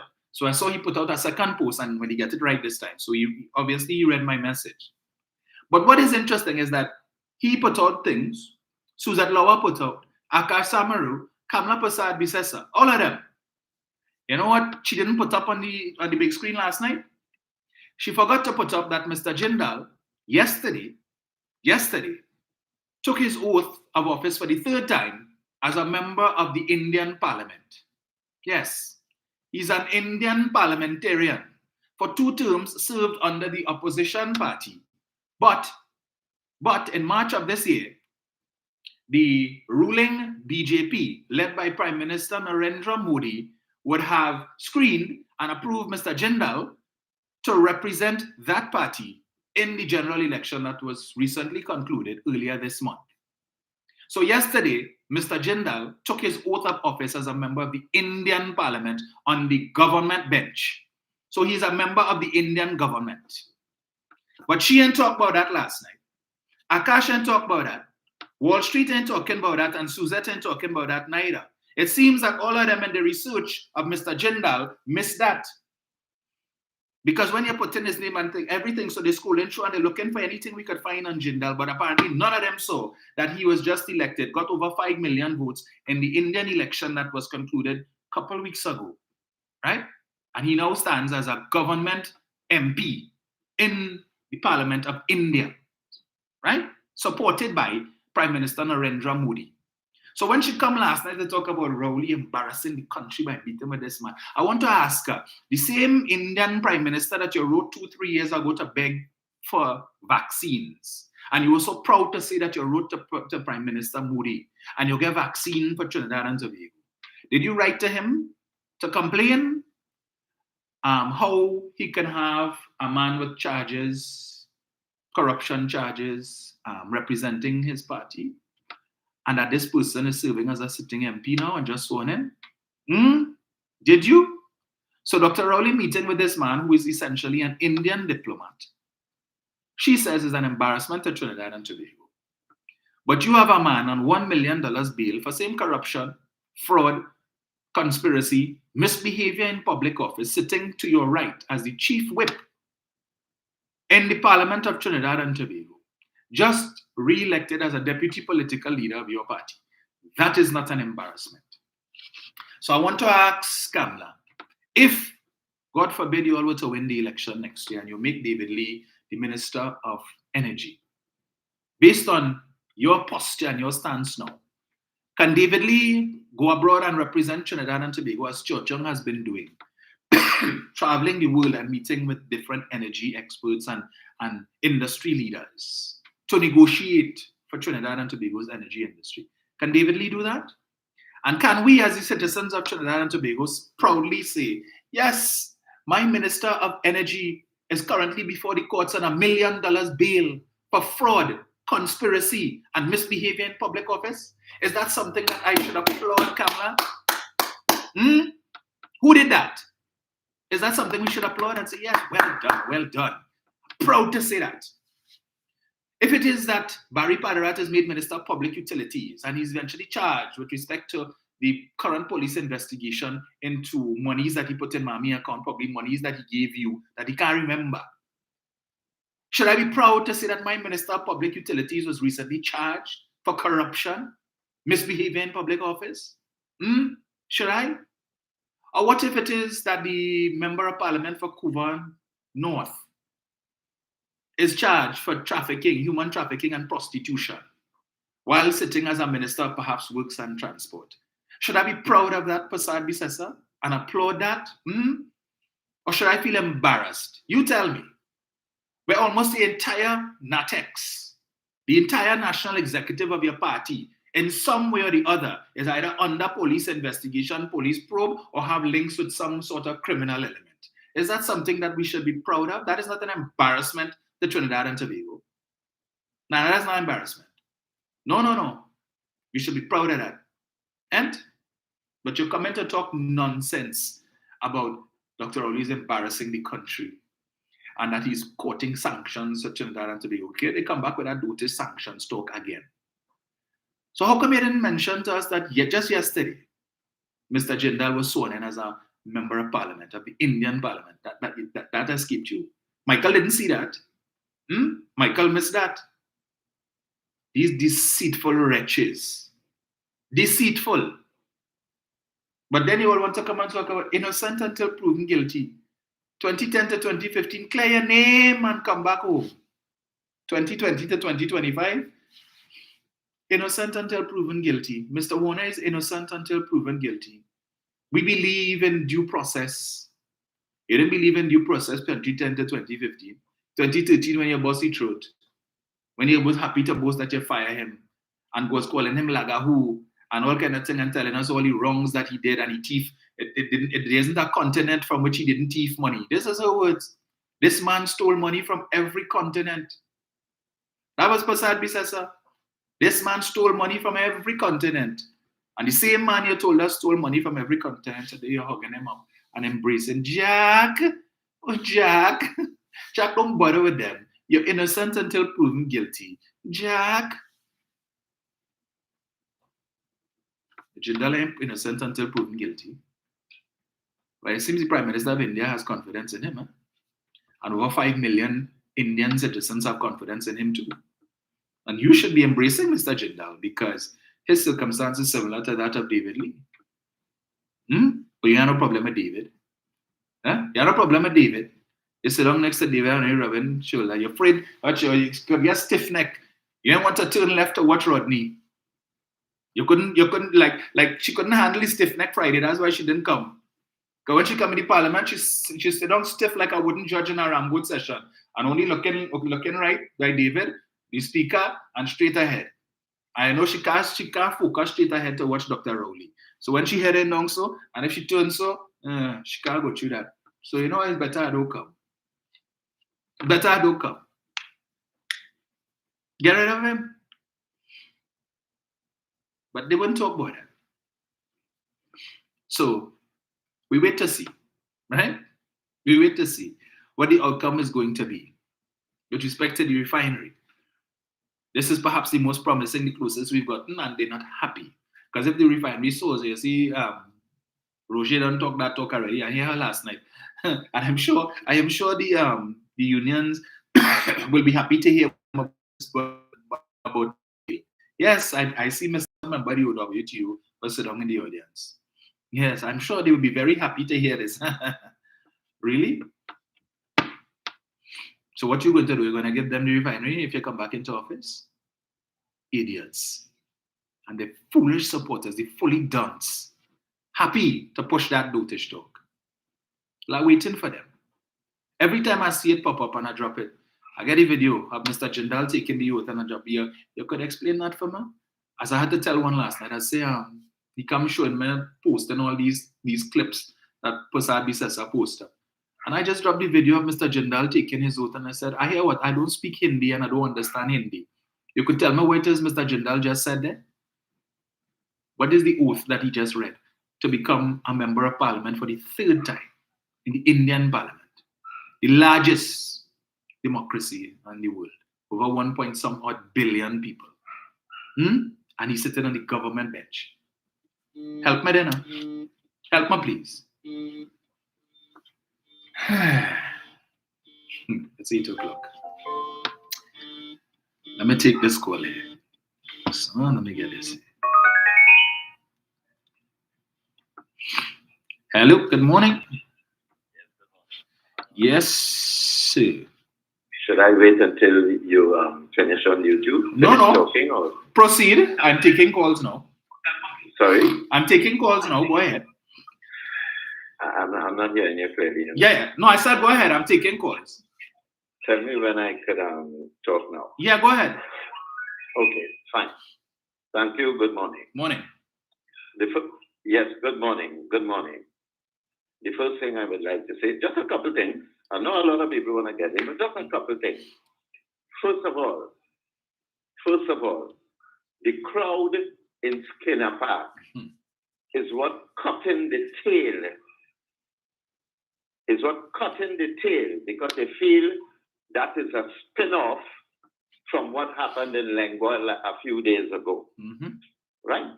A few days ago. Now, because of that defeat, Bisesa would be in a fit of rage over that loss in the Lengua Indian Walk area. And in a fit of rage, she has to blame somebody. There must be a scapegoat. And the scapegoat is the little black girl, Michelle Benjamin, in Maruga. Because her scapegoat has to be an African. And that girl is the person who holds the seat. Yes. So in a fit of rage, she will blame her because she is the MP. And she will see her as having failed in UNC's able to hold on to that lingua Indian walk district. Yes. So first of all, after this thing with the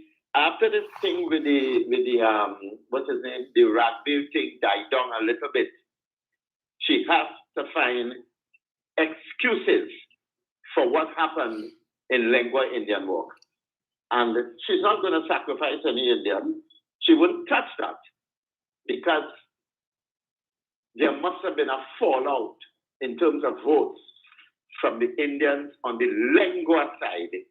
So I strongly believe that she lost some traction over there. And of course, the Maruga people on the Indian walk side came out to show her a clear message. But you see the assembly of 95% of Black people in Skinner Park, that is cutting her tail because she's seeing implications for her in the East-West corridor, in the marginals in the corridor, where Black people and Black votes are concerned, and I'm convinced about that. And in addition to that, I heard Monilal say something last night, that no former minister of the Cessus Partnership government or UNC government has ended up in front of the courts. But what about you yourself, Monilal? Are you not to present a defense for yourself after 28 days? And it is current, it is going on now. You are to present a defense before Justice Frank Sipersad. You may not have been charged as yet, but you have a very deep interest in the ENBD affair as a former minister. So you cannot pull yourself out of that. And he said something that was very pointing last night. And you could see he is hurting. He said, this is about the 10th time he has said it, that the government gone and put, he called the woman's name, some firm in England that does intensive investigations into corruption in England and overseas. And he called her name, and the Rowley government spent $45 million to get this woman to investigate corruption from the UNC. And it is arising out of that Monilal has ended up being in the court in the EMBD matter. That is what it is. And finally, this might be a moot point, it mightn't account for anything. But when you look at Monilal last night, that is the face of a very, very uncomfortable and very worried man. Look, as you look at him, look above to your left. Look at his left forehead and below his left eye. You're going to see some heavy black marks. I'm not personalizing anything, but it denotes something. Those black marks on his face there, top left, are signs of blood pressure problems arising from worries. And it has to do with the court case and the EMBD matter. That is what it is. And he was sweating profusely. So I will leave it at that for now, and thank you very much. Thank you, sir. I too noticed that Monilal looked like in the last few months he took a dose of oil, right? And then his leader last night said me, the embarrassment. She was talking about, the whole coming together thing and whatnot, and not toting. And she said in 2015, MP Monilal challenged me for the leadership, and MP Monilal lost. You all remember that? MP Monilal lost against me, but MP Monilal accepted my offer to work together to build the party, and today MP Monilal is a deputy political leader. And when she talking about he lost against me, yes, MP Monilal challenged me for leadership and he lost. She stressed on the loss there. You all remember that? And if you see him, like a big fool, a clown, this woman embarrassing you, but you're putting thumbs up and you're dutish. Anyway, Jenny, 1 sec. Let me just that. These idiots. Hey, boy. Stop. I tell you, the only thing left for them to do is to lie down and let Kamala walk on their back. Stupid.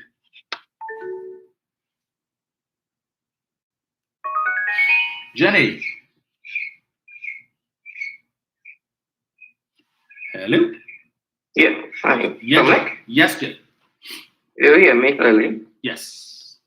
I'm morning, Dominic, morning to all the callers and listeners of Facts That Stubborn Things. How are you feeling? Much better. Okay. I heard you touch on, because I came on when you were speaking about labor. Right. I just want to touch there very, very briefly.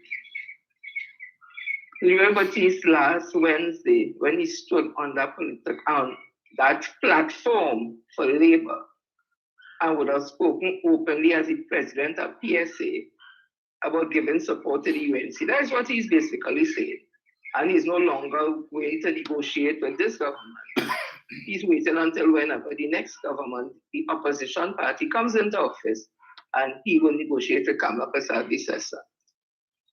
Right? Well, it's easy for him to say that, because when Juke did sell you out for the 5%, first time in history, a certain Prime Minister, Kamala Prasad-Bissessar, was sitting at that sign with the CPU and the PSA. So in their mind, the two is the same, right? So it ain't no stretch of imagination. But I want to tell you what he would have done when he did that. The Public Services Association was given recognition, not by the Recognition Board of Trinidad and Tobago, but by the Minister of Finance. The office Minister of Finance, not Mr. Comment Booth or the last Minister of Finance. But when the Civil Service Act was crafted, it was the Minister of Finance who had the authority to recognize the PSA as the union to negotiate on behalf of public officers. So liberties would have breached Section 24(1) of the Civil Service Act and Section 14 and all the subsections also of the same Civil Service Act. Because your union has members from all different walks of life who support the political parties, who don't support political parties, who are Christians, who are non-Christians, and it just goes on. Because they come to you as a member to treat with you, to go and collectively bargain on their behalf, right? So you're not just somebody who's PNM or UNC or don't vote anything. But you as the leader, you have to stay apolitical, and also the union has to stay apolitical. So this is where we are going on, because a lot of people who listen to you may be PSA members and maybe also public officers. So yesterday, Sunday on the sports day, I was there as I'm usually at sports days. I don't know why this time it attracted so much attention. I would have taken pictures with ministers. I would have been running my life. Apparently, there are some who want to run for election this year for PSA. Two individuals in particular, Tannis, Louis de Tannis, and one Dwayne Hewitt. Tannis from Massa, Dwayne from Industrial Quarter. And to me, it's nothing calling the names because they're out there and they want to be in the leadership position at PSA. They have taken some personal issues in me being at the PNM Sports Day, and also on my lives, how I speak about whether the UNC, whatever. And a big debate is going on. I want to tell people again, I hold executive office in the PSA. I am not going up for any election this year on any team. I don't want to be the president of PSA. I am not a general council member. I'm not a conference member. I don't represent any section, nor am I a vice chair or chairperson or any executive section. And by that, it means I'm an ordinary member of the PSA. And I can have the right to support whoever I want to support, because I don't know if they feel at the PNM Sports Day, it didn't have no public officers who does support PNM. Or you don't have no PSA member who does support PNM. So I don't understand this big debate. So I want to tell people again, you cannot compare Leroy Baptiste with what he did on Labor Day and compare to me and my support for the People's National Movement. It makes no sense. Take all the energy Dwayne Hewitt and Louis de Tannis and use that energy and the smarts for the feel what they have. Go and challenge Leroy Baptiste, challenge the real person, But all it can't do it because all you're weak. All it can do nothing for PS, only sprouting one sort of misinformation all over the place. Because you're not working the structure don't mean to know. You know about labor, you know about the PSA. And Tanis is a failed person, even PM in Wassa. PSA Wassa had no time with Tanis. Now I'm using this platform for a reason, because at the end of the day, Leroy Baptiste has declared himself to be a political enemy. Not a union leader, you know, a political enemy supporting the opposition party that has a track record of corruption, allegations, from now until it read like a book.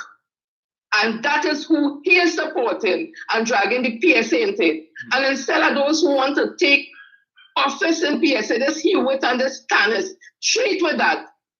They want to treat with a member, or a member, who is going to retire next year from the public service. All the time will make sense. I also want to say that sports day on Sunday, PNM Sports Day, it will have rocked a lot of detractors and opposition to the core. And I am saying that the Lengua Indian Walk win would have given an extra oomph to the whole thing. And then it was held in South. So it was very easy for all those surrounding areas in South to come out. And it was packed to capacity. There was an order, there was a love and togetherness. Shout out Tobago East, shout out Tobago West. And I want to just finally say, the incident that they want to put as though it happened inside the sports itself, where the sports was actually physically taking place. It's just a way to try to bring it down. And the Inchon Ishmael who talking about his criminals was gathered at the sports day, the largest group of criminals. I want to remind him who are the people was squatting in bamboo number 1, 2, and 3. What were they called? Go look at history because you're from there and tell me about criminals when you're talking. You see, it's easy for us to talk about criminals when it's African people. But it ain't easy when it's about only to talk about Indian people. And again, I will say I do not speak about all Indian people. I talk about those like Inchon Ishmael. So look and see who is the criminal, because I don't know if all you feel. If you thief and you get money corruptly, but you use it and send your child to study to be doctor and lawyer and you make business, it means everything okay. That is not how things run in a civilized society, in a democratic society, and one that wants to progress and go forward. It don't happen so. So again, I just want to lay that there. That sports day is a headache to them. They're trying to rebound from it and they don't know how to use it. All little distraction. But we will not be distracted. And that energy and that vibe from Sunday has to continue spreading and keep spreading. So by next year, God's Fair 2025, you ain't even have to say nothing again. People getting up and they know exactly what they need to do when the election bell is rung. Thank you, Dr. Kasisha, for the opportunity. Thank you, Jen. Indeed. Let me see here. I'm not surprised that I see Winston Bachelor on YouTube chucking nonsense again. Anyway, I'm not even gonna give you all. I ain't getting no oxygen today, Winston, with nonsense. Let me see. Yes, Inchon Melka says Inchon must know criminals by sight.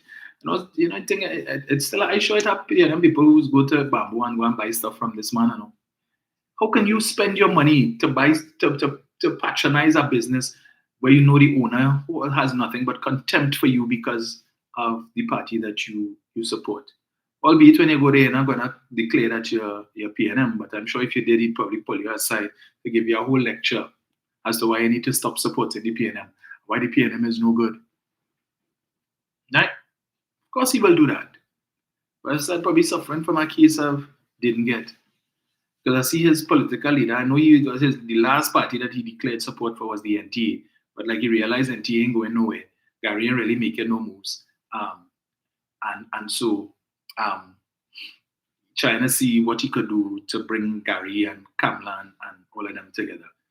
But since Mrs. Prasad said last night talking about getting back together, not tooting feelings and so on, but let's you reach out to Michaela Pandey now. Why do you reach out to Michaela? Because the minute you do that and you pull Michaela back into the fold of the UNC, that's the end of your tenure as political leader. The next leadership it have, Michaela will snatch your wig. Snatch your wig. You know that. So you're not even going down that road. So we will see how things progress in the coming weeks. As there are more developments on the government side.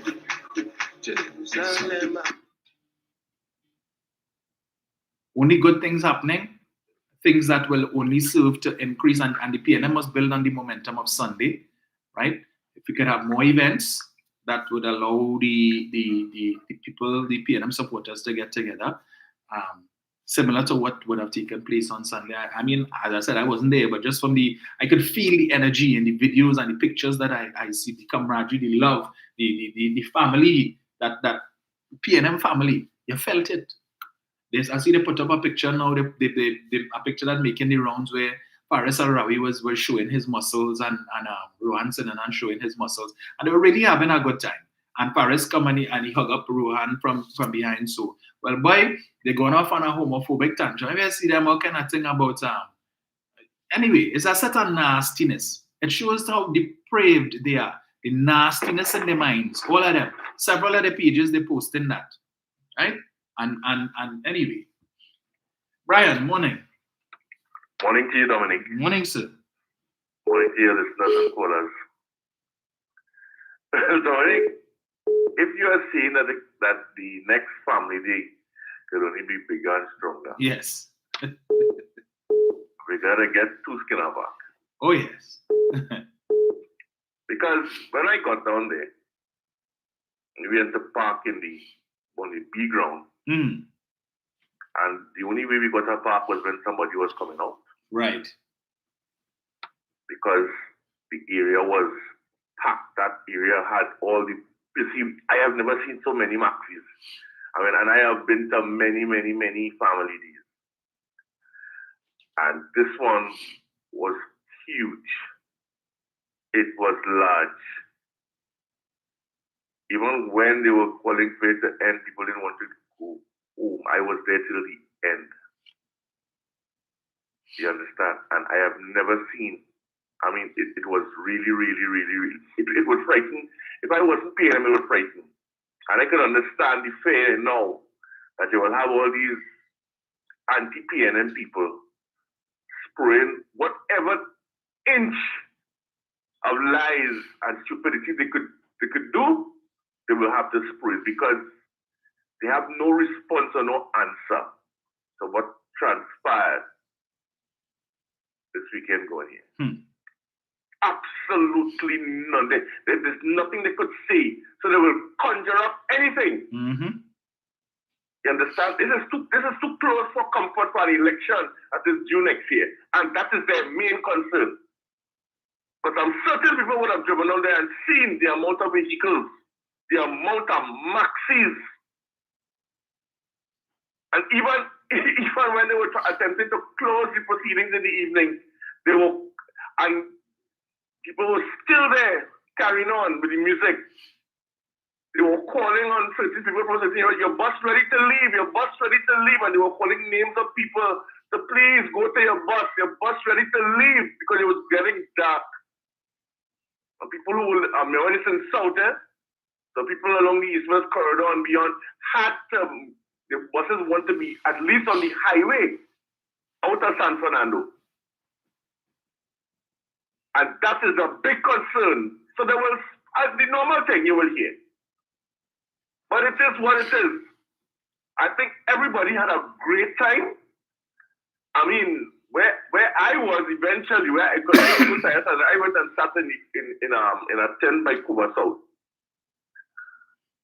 The Cuba South tent, and you couldn't see nothing. Everybody standing in front of me. I said, I could just say I want the bags. So everybody else around me just went outside because you couldn't see from where I sat. So people went outside onto the field and so on, and they had a good time. Real people. To the extent even when I got there to get a seat, I had to keep chair. I saw somebody get up, grab it, because that is how it was. You understand? So it will concern them. It will. And I'm certain there'll be one next year before the next election. And that too will concern them. You understand? So Yes. all the lies and so on, it will continue because that is what they are good at. Lying to the people, lying to their own people who will want to believe them because they don't have a choice. I want to ask the UNC, when last all had a real family day? Last all had a crowd like anything quarter about the size of what transpired this weekend. When last the fight, all the opposite leader made a speech at a family day to the throngs of people to enlighten you as to what happened in the party. Can't do that. Because you have issues, because they're picking on their testicles and walking. Now you're asking Ragbel to explain himself. You know, Irish was me. And I just tell you, well, all the caucus was me. Or you say your caucus, but not with me, when I have all your cabal.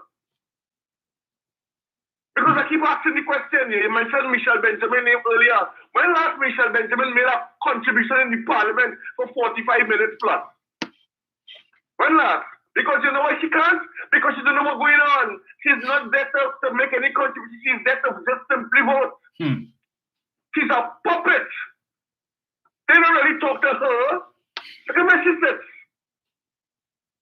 And many of them are beginning to realize, even the Ragbel, when last he made a contribution in the parliament. So he realizes, now listen, things are happening around me, and the leader, my leader is not doing or saying anything about it, letting it pass. It's getting worse. And maybe it is really time to stir up the emotions of people to let them understand, hey, things are not good at all.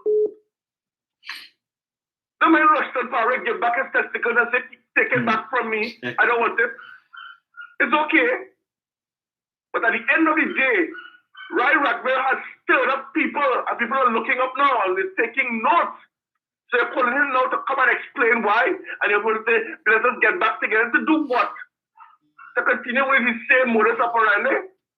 You all don't caucus. There's no need to caucus. Simply listen to what I decided what the website, how he votes, and that's it. And you have to listen very attentively because Khadija Amin was busy, not listening, not paying attention. So she didn't know how to vote. She wasn't listening. It is what it says inside that organization called the UNC. It's what they stand for, live, and have absolutely nothing to offer Trinidad and Tobago. And I asked, something occurred to me last night, Dominic, when I was looking up, when I looked at TV6, I didn't see what Akasamaru said. And what shocked me, two things shocked me. One was when I saw the Mr. Jante, but I can't remember, I can't recall exactly how you pronounce it. But this businessman shaking the hand of Prime Minister Moody as a member of parliament. I said, hey, what's going on here? So he's a member of parliament? I swore this man was some bandit businessman from India. Because I didn't have all the facts, to be honest. It's only when I looked at my television last night and I saw him shaking me and he's now an MP in the Moody government. I said, really?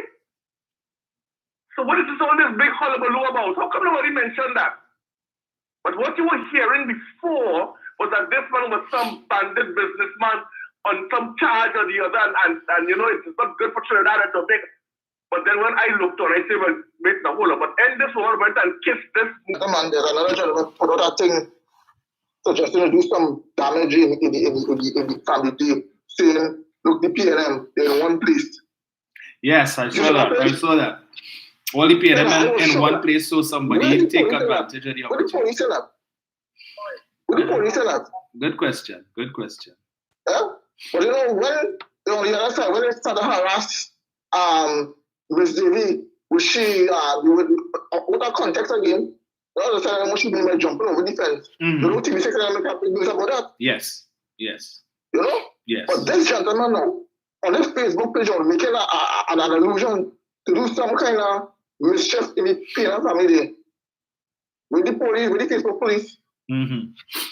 Exactly. Huh? Is it because she has straight hair? I don't know, right? Let's check right now. I am waiting to see how they're going to supplement the so-called family. They took, if they were to hire the benefits out. Because that's what they're doing now. They're recruiting the benefits to join the party. Imagine that. That's what they come to now. And I waiting to see how they so-called 2.9 billion budget in Tobago coming out too. If party is going to get that money. I want to find out what you take on that now. Because it's very useless. Yeah, I plan to deal with it. I know you have things to say about that, you know. Oh yeah, for sure. But then I think that group of people representing the African UNT in Tobago. Tobago is better wake up. You ever put it on? You too, sir. Yeah, I intend to touch on Fali's presentation yesterday where he talking about. Yes, sir. Anybody who goes against him is a traitor. Okay, I'll deal with you, Fali. Sunday for you. Yes, sir.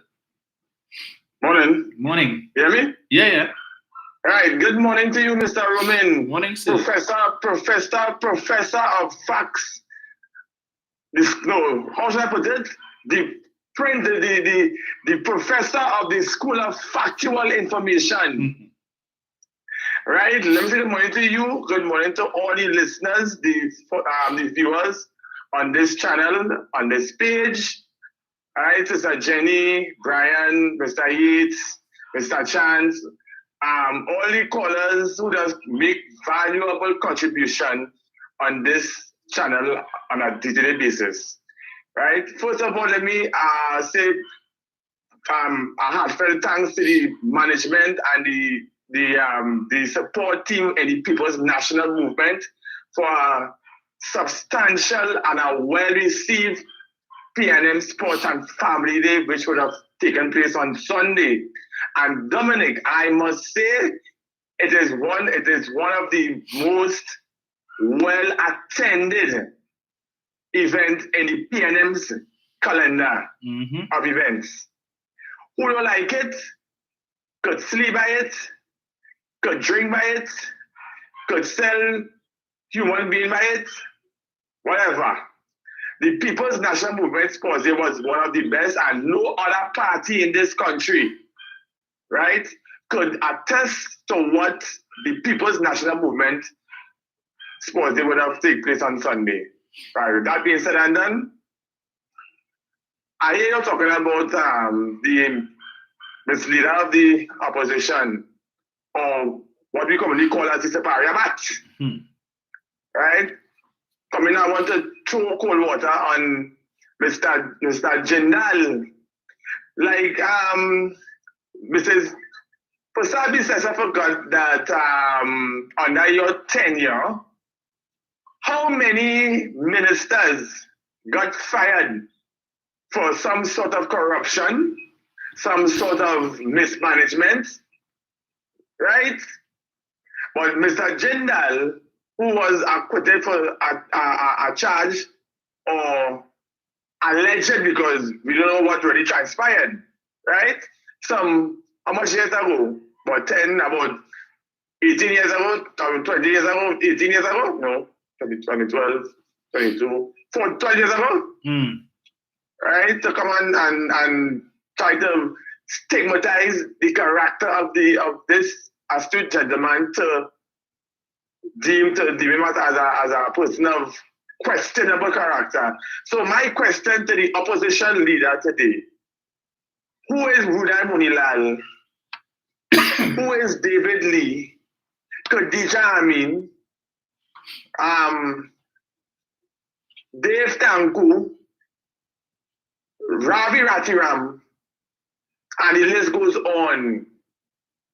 Right? Every one of them in that narthex have some sort of questionable actions behind the name and the character. If they involve in criminal behavior, they involve in some way or the other in corruption, right?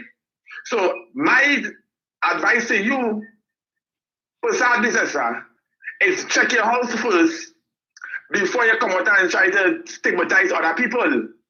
Because your house full of cobweb and cockroach, right? Right. The next thing before I go, Dominic, it has so much going on in this country, like this, you just have to keep tracking them. Right. This so-called Enjan Ishmael, who want to label his sports as a haven for criminal behavior, like he forgot the boot you build illegally without approval, we consider that as. Oh, but you want to come and chastise and say PNM people is criminal? Eh? Yeah, no shame. You, why you go and talk and say what transpired with you and the former commissioner of police regarding police vehicles? You want me to reiterate. You see, Dominic, these fellas and them, these so-called persons in the country who feel that they are superior than others, that they are untouchables, right? That is all well and good for them to say whatever as they please, do as they please, and when it's going to hit them back for 6, they want to run to the courts to complain or cry wolf. Where's the so-called judge who presided over that matter against Coco himself and Enjan Ishmael? Where is he today? Was it the same judge that went to the media and said about prominent talk show hosts and her callers was trying to demonize, and he felt a bit threatened? Right? He felt like that his safety was at risk because of the remarks he was getting from the prominent host and her callers. Where is he today with all his statement that Enjan Ishmael would have made against African people in this country who attended our sports of a national atmosphere? Where is he today? You know what? He have nothing to say about that, because at the end of the day, when the previous the host, when the host would have called out for what you are really at, right? You ain't really you cry wolf, right? You as the presiding judge over this matter with Enjan Ishmael and Crow come out and make a statement and say, hey, Enjan Ishmael, you know ways to the X, Y, and Z. Not a word. You understand? He get pip. He get pip in the mouth. He can't talk. You understand? But all you want to come and tell me in my face, or you want to piss in my face and tell me that the rain falling, right? Because at the end of the day, I am King Dotish, and whatever the opposition leaders say or do, I have to say, yeah, okay, yeah, she's the best thing since sliced bread, right?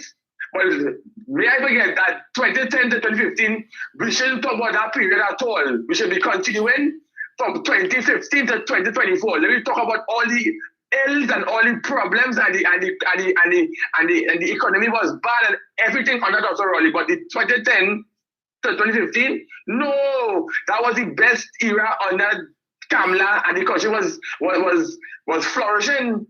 No, it was flourishing, but with who? And people who look like them was flourishing.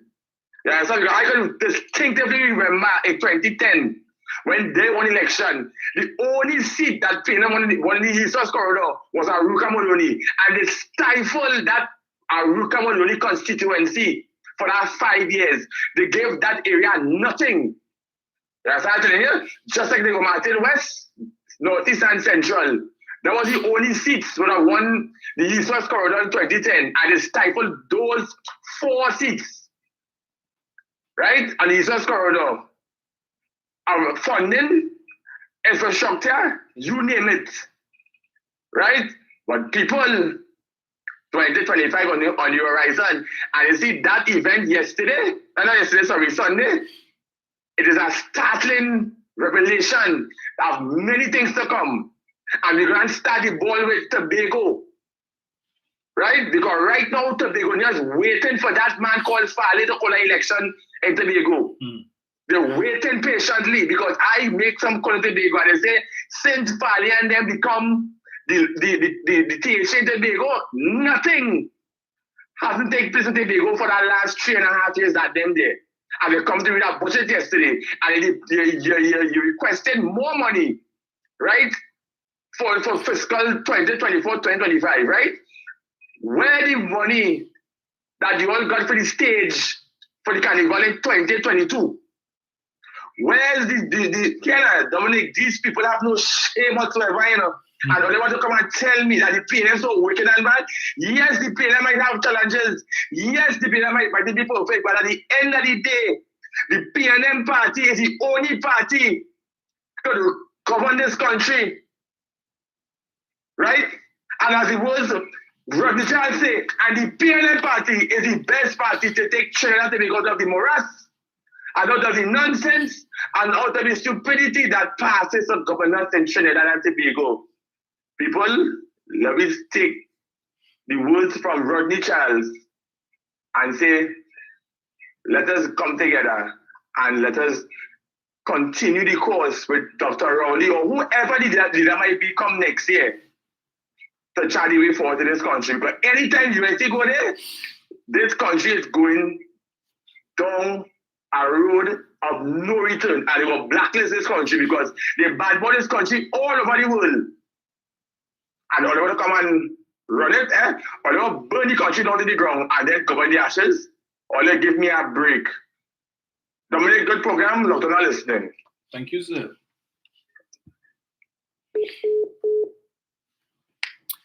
Right, so let me see. I see Mario is saying on Facebook, we need to be ready with facts and knowledge in the upcoming months ahead. Read up about all bills passed in Parliament, programs provided, and framework policies established by the government. So when we are out in public, we can be separated from the rest to convince folks to vote PNM and debate and debunk misinformation. It will take measurably effort, but do it for your future interest and younger generations to come. Well said. Well said indeed. That's the key to it, because the alternative, all the minions and supporters offering is a set of old talk and chopper talk, and they'll come back. I was going to play a little bit from the Douglaya, but I said I won't put you all through that today, because he too also spoke about the sports on Sports and Family Day on Sunday. He did a whole live to talk about the crowd, because the PNM government, and they were able to pay to buy people, and all the state enterprises that they were forced to bring workers, and a whole listen, the in-depth analysis that these people are trying to do to figure out how, because you see in their sick, twisted mind, they believe that the country is in a mess, right? So they can't understand how the PNM still has so much support.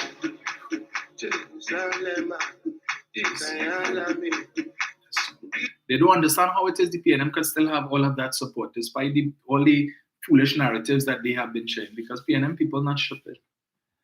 It filter in. We hear what they're saying now, but it passing through one ears and coming out through the next. Hello, good morning. Hey, Dominic. Hey, boss. Morning. Thanks for taking my call, man. Yeah, man. Yes, now. Why? You can see head twisted. If they believe the country in a mess now. Yes. Well, how the country, Dr. Oli with the country in 2010, 2015, as UNC come in the fire, all CPEP workers, change up all the missions out there in America, all over the place. How people scanting to look for jobs to try and pay their rent in foreign countries. And they're talking about now. But, Dominic, let me tell you something. You see coalition government, a coalition of parties, individuals coming for personal gain, and they want this and they want that. if you read throughout the world, coalition governments do not work. And we see it in 2010, 2015, it was not about country, it was about the individual party, what they could get, and what they wasn't studying the people business. Dominic, which part? You building a highway, and you go into your personal treasury, your own money in the bank, and take out the build a highway when your credit is good and you can get loans from other countries or from other banks away to build that. But what happened with the UNC? They didn't want nobody to monitor the project they was doing. That's why they went into the treasury and thief our money, Dominic. Right? I hope that the people understand now. Because I was in Skinner Park. Dominic, it's amazing the work Dr. Rowley doing, the kind of money that he get back from under the UNC, EMBD, and all of them, all SIS, and putting all that money back into the country development, infrastructure. But if you see Skinner Park, if you see inside those bathrooms and different places, concession stands, Dominic, nice. You can see your money worth, the kind of thing we are getting. This is my observation. And Dominic, when I watch the Crowdbra, right? It's a stadium. You know, that stadium packed the capacity. You go to a game and the stadium is packed, like if PA is playing on that turf. Yes. That was the response that Dr. Roger, the PNM, gets Sunday. So that shows that the government is on a right path, right?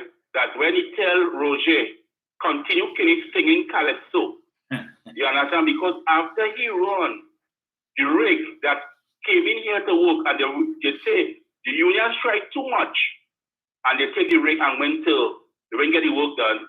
People in Labrador work, Pfizer-Bad all around. They take the rig and went to Mexico. That's the same thing Roger again wanted to put in this country to mash up this country. Dominic, remember the UNC right the United States about sanction against Venezuela? Remember Australia with the two boats? What Dr. Oli was saying, and they were the opposition to try to get an investigation. Yes. I don't think people and the independent voters will be so stupid to pull back the UNC. Because right now, the country is on a uphill climb, as the IMF said. We're on growth. And if you have businessman, you want growth for your country, so you can make some income on your money. So I don't think the independent voters and the right thinking mind citizens of Trinidad and Tobago will make that mistake again and put back no partnership, no alliance, because right now they don't even have an idea how to run a football team. Dominic, good program, listening to you, man. Take care. Yes, sir. That is so true. They have no ideas, no policies, no plans, because if it is that those who want to join with the UNC have no manifesto, and you're telling me that you will abide by the UNC's National Economic Transformation Plan, which was described by Mariano Brown, Indira Sajuan Ali, and other noted economists as being pie in the sky when they presented it in 2020. And while I was at that time still on that radio station, and I would have gone through that entire document, right, and shown you how a lot of what they have inside there makes no sense. A lot of what they have inside there is only going to make things worse in the country from an economic standpoint. But yet still they're talking about let us join and let us come together and unite. And Philip Alexander describing Kamala Prasad-Bissessa as she is the central decision maker. And it's up to her. She is the linchpin.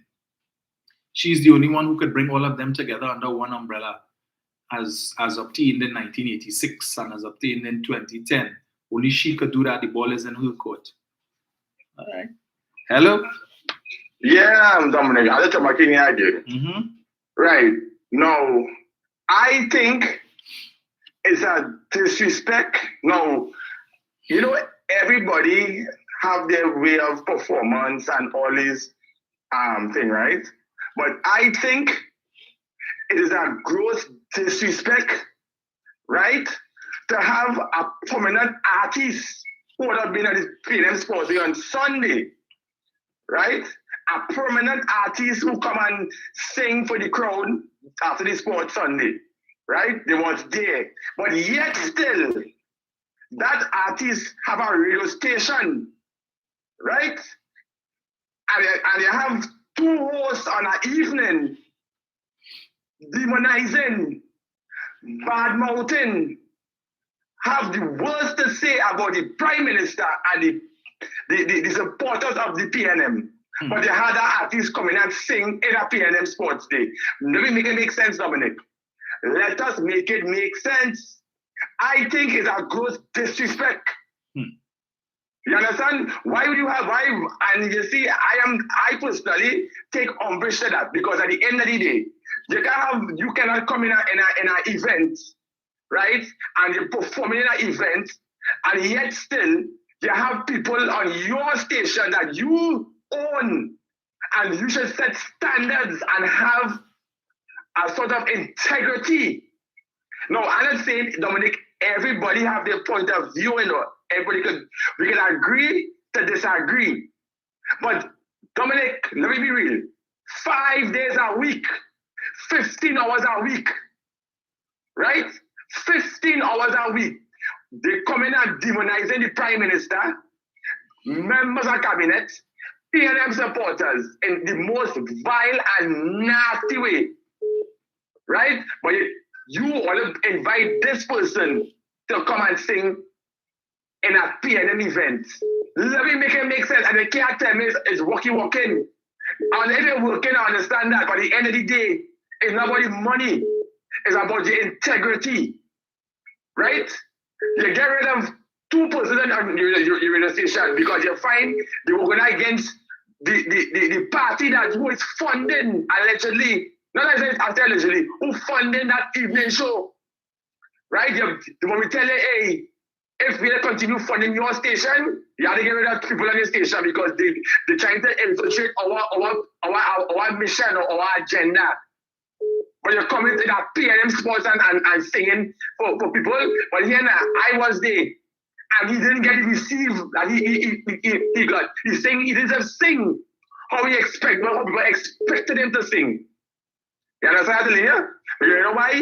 It have people know what you are, what you're for. Because when they hear your name, they go say, wait, that is that station. And you know, Juliet was there, you know, Dominic was there, you understand? So people putting 2 and 2 together. Now the youths wouldn't know what really going on. But the people who listen to radio could attest. And I think that is our oath that the party make. Now, if you say you're working. But I personally think it's out and a disrespect to the PNF supporters, having that individual knowing that the agenda on your station is very questionable. You understand?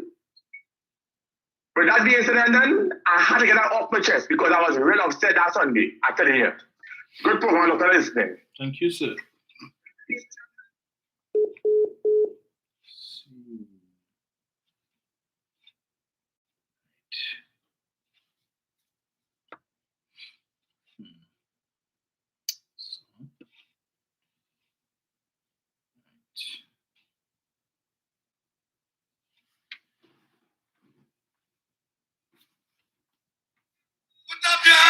Put up your hand.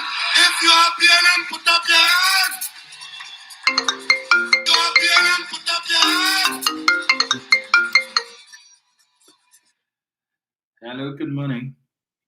Everybody have so they were killed, but PNMers have the one thing on the radio, right? They talk about the crime. Opposition, they are the opposite, right? It's all at the same time. The radio force man, but I know it's very to do something about.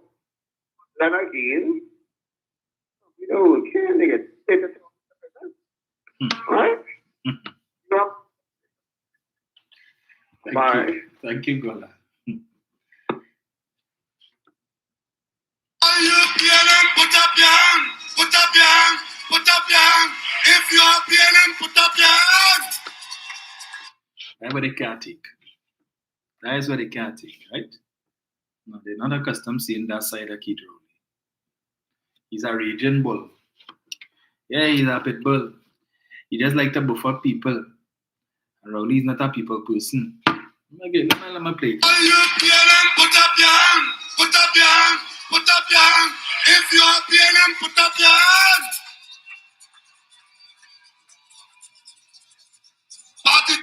That's why the media described him as a rock star. And he showed up, right? The support they can't take. Kamala can't draw a crowd like that. Full of sports and family, they feel again not to not. They had a waste of time family day and corridor climb. How many people showed up?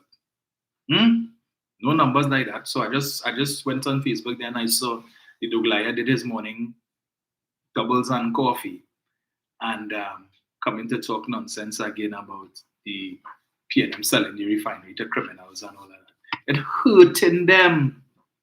The idea that finally, these people, they talk and they give you the impression they love country and they're happy.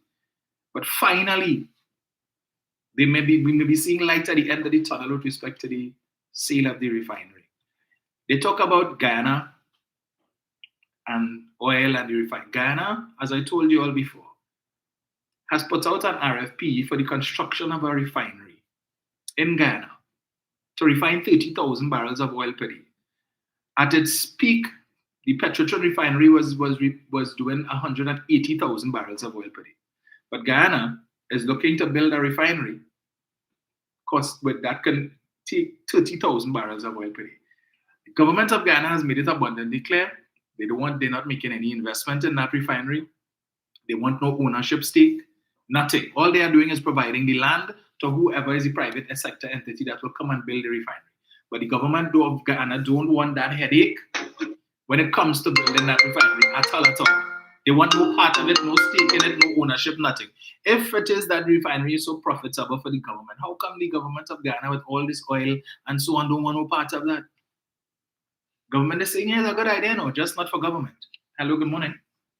Good morning, Dominic. Hi. Dominic, they describe any crowd as people as coming out, and it's the same similar thing they want to come and vote for them in the election. That's right. I only hope we are going to call them in the future. Good about that. You understand? Yes. Shame that that's all they want to come and vote for. Okay, darling. Yes, thank you. We are the only time we're not criminals is when we vote for them. Where is this sound? This sound? Let me get this thing here.